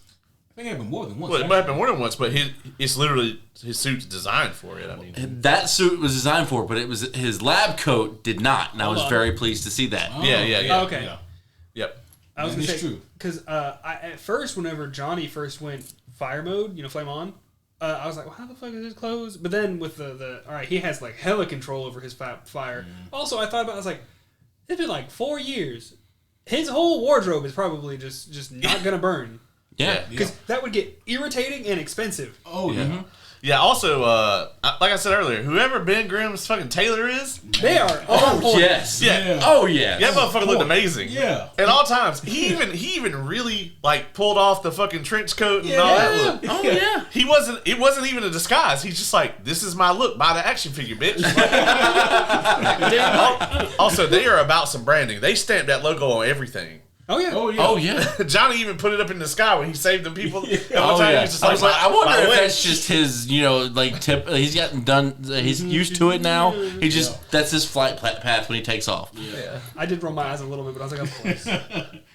Oh man. I mean, again, like I didn't know that this was gonna be the movie, but I do love that they incorporated fucking Mole Man in this. Yeah. I I could have used much more of him, actually. we could have. I would actually have enjoyed to see, like, maybe like a little short with him in it or something. Yeah. Yo, when he was like, "Don't be mad at me, Johnny. I didn't dress you." That shit was cold. I was like, God damn. That shit was cold blood. I was like, he can't even call the burn unit. It is you. It's me. My bad. Sorry. Sorry, guys. Oh, yeah. Quit breaking shit. That was a great moment though. And there was also great use of Subterranea, like his fucking underground layer and shit. I love that, like, Sue is just straight up respected by, like, everyone. Yes, Yeah. literally everybody. It's like, well, I think it was maybe the movie director's like, every version of Sue has been garbage, so maybe we actually just rectify all of that. I'm going to tell you right now, Namor is going to try to hit that shit. Yep, I can see that. I totally already got that vibe that they're going to go that route. Huh? I mean, well, so in the comics, Namor, he constantly tries to get Sue to marry him. What did Yeah. I say? Yeah, Namor would probably he was in Black Panther trade. too. The villain in that, the fish man. He's like the Oh, I haven't he's seen like Black the Panther 2. Aquaman of Marvel. Oh, that motherfucker. Yeah. He is the hardest of hard dicks for Sue. I mean, I can't really blame him exactly, but damn, take a hint. Yeah, I mean, so does Doom. You know, so it's all. That's along the lines of damn, take a hint. Yeah. She would definitely entertain it from Namor before she would entertain it from Victor. You But think she won that fish dick? probably. I mean, hey, I'm just saying that motherfucker hold his breath indefinitely. That's So, true. That's true. You know, Yeah. she can get that hot tub oral for as long as she wants. As long as she won't, with the bubbles and all. Yeah, that's right. Sorry, I just imagine like that's happening, and all of a sudden he just floats to the top because it's too warm. Hit him fried and said, boiled fish. God damn. Oh shit. What else we got? I thought that shit was wild that she just like carried. I feel like much to head on the point where like everybody respects her. When she walked out with Franklin, like to the crowd, to the mob, That and they was all trying just to stopped. That Yeah. scene was amazing. That shit was great. Even the other three members were like, "Oh fuck, oh no, she's got this." Well, actually, no. Like, see, they didn't even walk out at first, and this is what I was talking about. Like, how they definitely are that family unit. Is like, I don't think they realized she was walking out, and then then like, oh shit, she's on TV right now talking out Yeah. front, and so they scampered. and then they got down there, and they stopped and let her talk, and they were like, yeah, that. This movie and Black Widow are like polar opposites when it comes to this, where it's like this movie actually demonstrates the concept of family, whereas that movie just says it a bunch, hoping that you'll eventually believe it if they say it enough times. Also, it's like a corporate. Fast and the Furious movie. And the crazy thing is, until Thunderbolts, you never do believe it. That's the first time that they ever actually felt like a family. Kind of. Yeah. And like most of them aren't even the same from that first movie. Well, I'm just talking about specifically Yelena and Red Guardian. That's true. Yeah. Yeah. I will say this too. Like, this is just a nitpick, but Sue dying and Franklin bringing her back to life. I'm like, either we could have cut this down some, or we could have changed this because it just felt very formulaic. It was actually very drawn out too. Like, I felt like the scene was a little too long. Especially when we all know what's going to happen. Right. I will be honest. There was a moment there where I was like, did they really kill her? Like, And they then- could have just let her fucking die. And then I was like, okay, he's going to put Franklin on. He's just going to come back or whatever. I was like, okay, you know. And I pretty quickly got to that. And yeah, the scene is a tad bit drawn out. I get, though, if they were going to have her push Galactus, it had to be she went Yeah. full in, 100%. Like, I get it. But yeah, I could have used like maybe half the screen time on that. So it's definitely not the worst movie yet. Or sorry, Dylan, you had your finger up for a minute. So that scene irked me a little bit, but something that happened in the movie theater actually made it worse. And I already bitched to some of you about this one, but like the person next to me happened to be talking way too much during the movie, like which normally I can kind of deal with. But she was also like rolling around in her seat almost. But in this scene in particular, because I could ignore it otherwise, but in this one in particular, I was actually in the scene mentally. I was really in it, and it was about to get to the point where I was like, "Damn, all right, come on." Yeah. Which is, I think, the only time in this whole movie where I got to a like, all right, let's do it. But I just heard from next to me because she didn't know how to fucking whisper at all. Just like, she was freaking the fuck out about it. I was like, Jesus, calm down. But then the I'm assuming boyfriend actually whispered something, so I didn't hear what he said. And she goes, "Oh, that's right, the baby's gonna." I was like, "Motherfucker." Shit. Like, shut the fuck up, bitch. I know what's gonna happen. I thought it was gonna happen, but I didn't need you to say it. Yeah. I'll be honest, man. I rue the day when we like the opening night audience becomes shitty. Oh. Because then I'm just gonna stop going to movie theaters. You guys don't have to wait for this shit to come out on streaming. That's fair. Because I go to the opening night audience to watch this movie with a bunch of nerds that really care about it, so I don't have to watch the movie with the plebs because I don't enjoy it. I never have. I think this one was half that. I think the male, who I didn't hear at all, was like he was the nerd. He's Yeah. in it, and again, I'm still assuming they were a couple.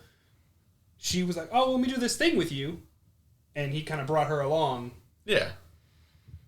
But yeah, I do agree. If opening nights just becomes standard, fucking, that's gonna suck dick. It's gonna be rough. Yeah. No. I actually like on that same vein. Like I did that with Deadpool and Wolverine. I went with you guys opening night, and that was a fucking amazing. Yes. Oh yeah. And then about a week later, I went and seen it Oh no. with the plebs, and I'm like, Same. It doesn't even feel the same. Like the movie doesn't feel as good coming out. no. I was like, okay, I'm not gonna watch this movie like this again. I did the same thing with Infinity War and Endgame, and let me tell you, it's such a difference. The opening night crowd, like we know where we are here, and then like the plebs, like don't sit next to me. The reactions opening night, like seeing Endgame opening night, is one of the most unique experiences that I've ever had. Like, and I hate that I missed opening night for that. and I just know that I'm never gonna like be able to experience that again. Like, if somebody's like, "All right, you have one chance to time travel," I'll be like, do I go back and buy a bunch of Bitcoin in like 91, or do I go back to 2019 and watch Endgame again? Like, you know, it's like I'm gonna be in the theater though. I'm having to pick a different theater to go to. Yeah. Oh yeah. That. Oh yeah. Well, also depends on what kind of like where you actually end up. Yeah, are we going by like the DBZ / Endgame timeline thing, or are we going by like the single stream, concept? The time cop thing. Because if it's going to be like a Back to the Future type thing, I can't go to that theater because I have a very firm policy on if another one of me should ever show up, clone or otherwise, and we will fight to the death immediately. So. On site, or would it be a conversation? No, it's on site. Yeah, Oh, damn. no, Damn. The Prestige Even is if- my favorite movie. It's on So, site. Yeah. so even if the person, the version of you that goes to the future knows that you're going to end up seeing yourself, you would still make that same decision. I would avoid myself because I know that obviously if we're going off the single stream theory, I can't kill 2019 me because I'm dead. But I do know that 2019 me is going to be like, well, I haven't time traveled, and I'm dead. Like, or I'm going to have to kill him. Oh, but like, then is it like a closed loop though? Because like when 2019 Caleb gets to 2025, is he gonna make the same decision? no, I just wouldn't go back there. Yeah, and so then I just get fucking deleted. Well, now I want to know if each of you, other than you said your piece. Each of you, if another you came in the room right now, well, what would your reaction be? It would be you got to work at least half my work shifts. Yeah. So 50-50. So for me, like I operate in a very similar to his, but I'm not gonna kill myself on sight. It's more of I'm just not gonna be anywhere near you because I've seen Time Cop and that shit you implode upon yourself and can cause a paradox. I might fight myself for a different reason. I might fight myself thinking maybe this is like the Jet Li movie. And if I can kill me, I get stronger, and then I go crazy and I go hunting down all the other me's. Also, if a futuristic version of Oz walks in here, Ace gonna be like, "How the fuck you get in my house?" How the fuck did you get in here? He just holds up a key. Yeah. I wouldn't have given you that. What about Where'd you, get that Dylan? from? This is gonna shock any of you. I'd be fine with it. Okay. He'd probably have a sit down, conversation. I'd be like, all right, can I learn anything? It's like, are you allowed to tell me anything? No? That sucks. So you doing half the shifts? It's On site, bro. yeah. See, I couldn't do that for my job because it requires me to know the things. I mean, I should know the things too, but Like missing every other day would actually make my job way fucking harder. Yeah, it'd be a problem because I'd be like, "Hey, dog, listen, I'm gonna need you to work the week of Dragon Con." He'd be like, "Fuck you, I'm going to Dragon Con." Like, be like, "Motherfucker, you went there already." I'm going to Dragon Con. And then y'all only got one job, and you both got to go to the Dragon Con vendor hall. Yeah. You got to buy badges, Oh my gosh. snacks, all Yeah. that. Yeah. See, So, yeah, and this that's- plan falls apart immediately. See, Immediately. one of us just Or- stays home and makes stuff. Or you could always just make that deal of like, hey, you just work the overtime hours and I'll work the main shift. That's true. But then, like, I know me, and he'd be like, "Motherfucker, you ain't gonna work." I love how we rabbit holed into Yeah. fucking time travel. I called out Well, already today. we could also say clothing. Either way. I did enjoy seeing Galactus, motherfucking Stretch Armstrong, Reed. Bruh. I really thought he was gonna let go and just boom. Yeah, I did too. There were a handful of times I thought, but like he just kept going. I'm like, oh my god, he really is gonna bust up, like explode. He was so intrigued. Like, how far did what is It's like, this? this is fantastic. It was like a fidget for Galactus. Oh, we also got to talk about his intro, like his entrance to this to the Earth. Oh man, That shit was fucking visually stunning. It was amazing. Like that one shot where he looks back at the fucking Statue of Liberty, just you see all of it, and it's fucking great. I just think like because they mentioned how like they didn't know exactly where he was gonna come from. But like, what if he just belly flopped on Earth? I did. Like he jumps off his little chair and like, oh, that's water. Just boom. Yeah, I actually there's not a single effect in this movie that I thought looked bad except for the CGI baby. I don't know what it is, but the only thing creepier than a flesh and blood human baby is a CGI human baby. Yeah, it wasn't Twilight CGI baby bad, but No. it was noticeable. Yeah. Matter of fact, Jazz actually was like, God, that reminds me of Renesmee from fucking Twilight. I was like, it does. It's so bad. Was it an actual kid later in the movie? Well, there was, I think, certain shots were with the actual kid. Yeah. But I think when they had to like move the baby around a little more, obviously it was CGI, but it was still creepy. Yeah, the one Galactus was tossing around was probably CGI. You know. No, it was real. No, for real, dog. It was funny. The homie Brendan, he was like, "Man," he said, "I like Galactus, but I kind of wish they got somebody else." And I said, "Well, where's you gonna find that big?" You're the only person that could ever play Galactus. He said the same shit to me, and I'm like, dude, what? Yeah, I don't know what he got caught up on with that. I'm not sure. I mean, he also thinks Man of Steel is like a 9.5, so you know.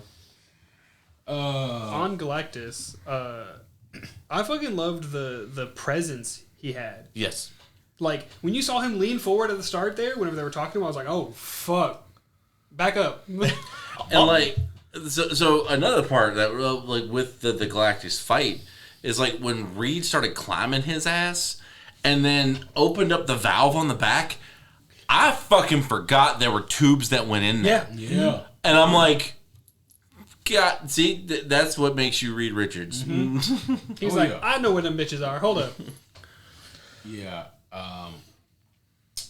Man, so we talked about this a little bit already, but I guess just to kind of curtail this thing and bring it on home, how exactly do we all think the Fantastic Four are going to end up with the Avengers? I'm gonna be honest, I have no fucking idea. Like, I really do think, unfortunately, it's probably going to be the safe bet where like Doom is going to kidnap the baby. Not sure why. End up in 616. It may be to give it to Galactus. It may to be just a bargain with Galactus. I don't know. And they're gonna chase him down. That's what I think. I'm gonna need the you know, if they do that, they need to rename the Multiverse Saga to the Child Kidnapper Saga, because that will be the third in a row dope as fuck Marvel villain that they have turned into a child kidnapper. Happened with Wanda. Oh, that fourth then, because it happened with Wanda. It happened with Christian Bale. What's his character's name? Gore. With Gore the God Butcher. Yep. Gore the Child Kidnapper. Yep. And then Doom and Galactus. It's true. Yeah. So at least I can understand this one a little more for the Galactus part. I really hope that like if Doom is going to do anything to Franklin, I really hope it's like for Doom's own like purposes and has nothing to do with Galactus. Obviously, they're going to have to do something with Galactus. But yeah, Because he can't just go flying through 616. Here's my thing, right? I think that they gave themselves enough rope that they can play with, right? So if they want to say, well, Galactus is however many light years away in whatever universe, he's got more than enough planets to occupy himself before he gets anywhere close to where our heroes would be. But if they need him to be closer, if they want to use him in a story, they have him in his back pocket. I think they're going to use him in Secret Wars or Doomsday. They could. It's just it could be busy in those movies. Yeah. Between Doom, I mean, they could still bring in the Beyonder, who was a big player in those. It's a lot. Now maybe they have Doom take Galactus's powers, and he uses Franklin to lure him into whatever allows him to do that. It's possible. I could see something crazy like that happening. Because I don't know, man. I feel like them introducing the Beyonder at this point is pretty. Like, I think they're gonna save that. That's what I would do. I feel like I wanted this movie to give me a definitive why they come to 616. Yeah. And the fact that it didn't kind of makes me think that the Russo brothers ain't figured it out yet. That has me a little nervous. Yeah. Because that needs to be squared away already. They absolutely are shooting Doomsday without a finished script. I mean, they've confirmed that. Oh, really? Yeah, that's why it got pushed. It's like, the script isn't done. They're literally doing exactly what James Gunn was like, we will never do this. Oh, no. Because James Gunn has already said, like, hey, we will not even begin production on anything until we have a script that is good. Because a lot of these Hollywood movies now, they have like Act 1, Act 2, and then they're like, yeah, we'll start shooting, and then they're just making that shit up after that. Which is why so many of these movies go to complete shit in the third act, and a giant CGI dragon shows up for no reason. Again, that's such an odd reference you made. Or a motherfucker gets hit with a bat Kamehameha. That was pure cinema. 8-year-old me would have really loved it. So I think James did. Oh, wow. So I don't want this to happen, but it popped in my brain, so I have to ask: what do you think the odds are of them showing up near the end of Avengers Doomsday? Well, the way that the ship lands, though, if the Fantastic Four are on that ship, Because it was busted up, wasn't it? it looked like it was pretty busted up. Like it was smoke trailing behind it and everything. Yeah. But the way that's placed, it doesn't feel like it's anywhere near the end of anything. The Avengers is just kind of bullshitting around the tower. Okay, yeah, that's fair. And then the ship crashes, so... It just pops up, and I really didn't want to do his face, but I had to ask. Yeah. The Avengers, you can't be getting Oh, sued. my bad. The Avengers... Sam Wilson just sent you the cease and desist already. Quick on that. Yeah, I'm not quite sure what happens with the Fantastic Four next. I mean, we know that obviously they're going to be in Doomsday and Secret Wars. I mean, I have seen set photos of them mingling. Yeah.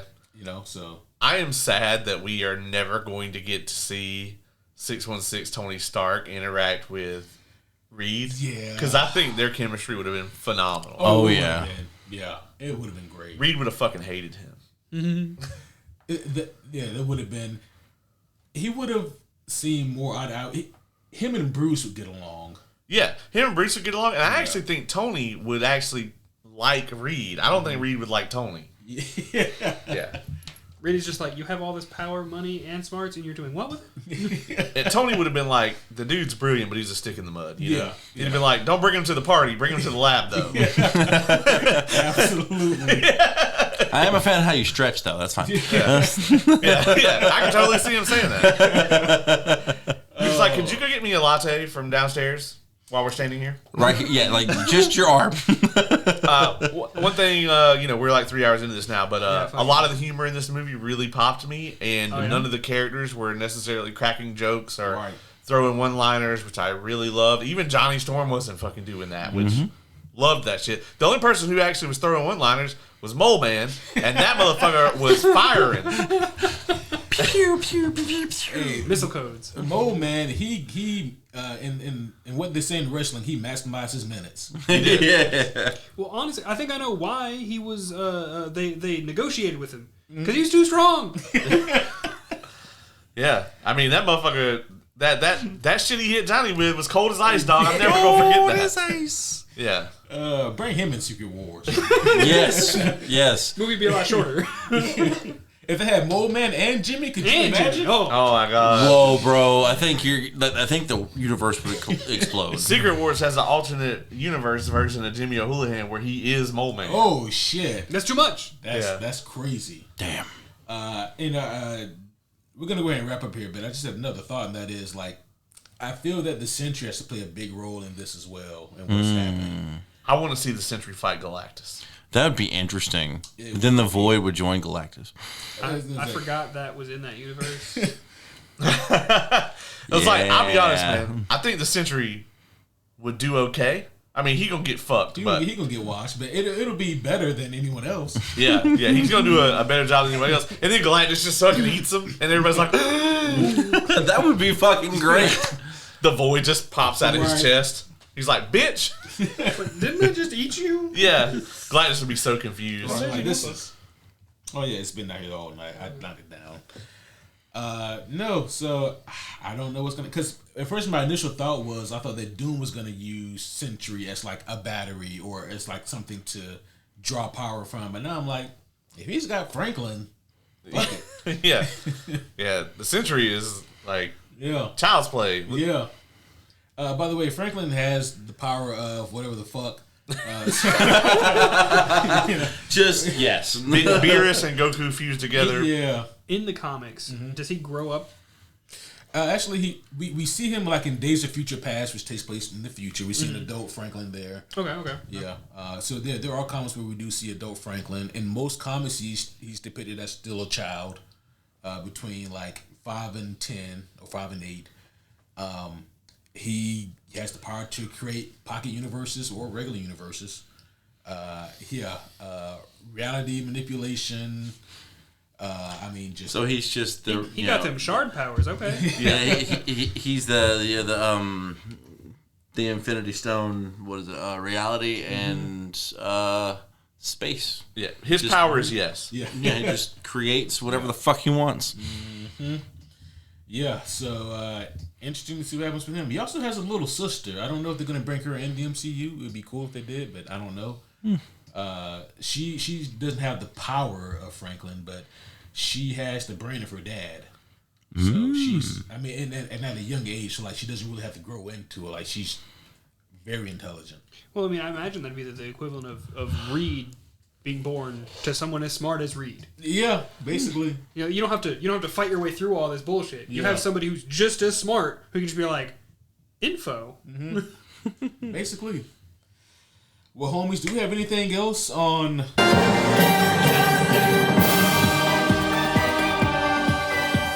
I'm just gonna bring up Butt Laser Johnny because Oh, you had to do it one last time. this might be my last opportunity to do so. I hope so. But Laser Johnny. So you mean to tell me that technically Butt Laser Johnny was somewhere in this movie? Yeah, Oh. yeah, sure was. I changed my score to a 6.2. Damn it. Yeah, sure was. Oh, wow. Okay. Butt Laser Johnny is Human Torch from the 94 Fantastic Four movie. Because he takes a laser to the butthole. Right He to the takes bone. way up there. Yeah. Way up there, Morty. I think my Way final up there, thoughts, Johnny. my final thoughts for this movie, because it is getting late, is definitely that if I could change one thing, and only one thing, it would be how the fuck are they leaving this universe? But give me that something in the end credits instead of that little cartoony thing. Give me something. Yeah. This would have probably been a 9 for me if the end credit scenes hadn't just pissed me the fuck off because you just really are hoping that because like we are not going to get any Marvel for a year. There will be no shit, Marvel really? movies. The next Marvel movie is Brand New Day. I think in July is next year, and we're not going to get Doomsday until fucking December. Yep, next So- December. So like they That's should a bit have off. given Push us it. something here, and they just didn't. I get that like after all the kind of bullshit with Marvel, they're like, okay, us having a year off, like, you know, they can't miss you if you won't go away, you know, that kind of thing. Like, and it's gonna be Spider-Man too, so it's gonna make a fucking $1 billion because it's goddamn Spider-Man, and everybody's gonna be thirsty for some Spidey after all this time. But like, come on, man, like I would be fine with the year wait if you like gave me something there. But they didn't. The end credit scenes in this just pissed me off. Yeah.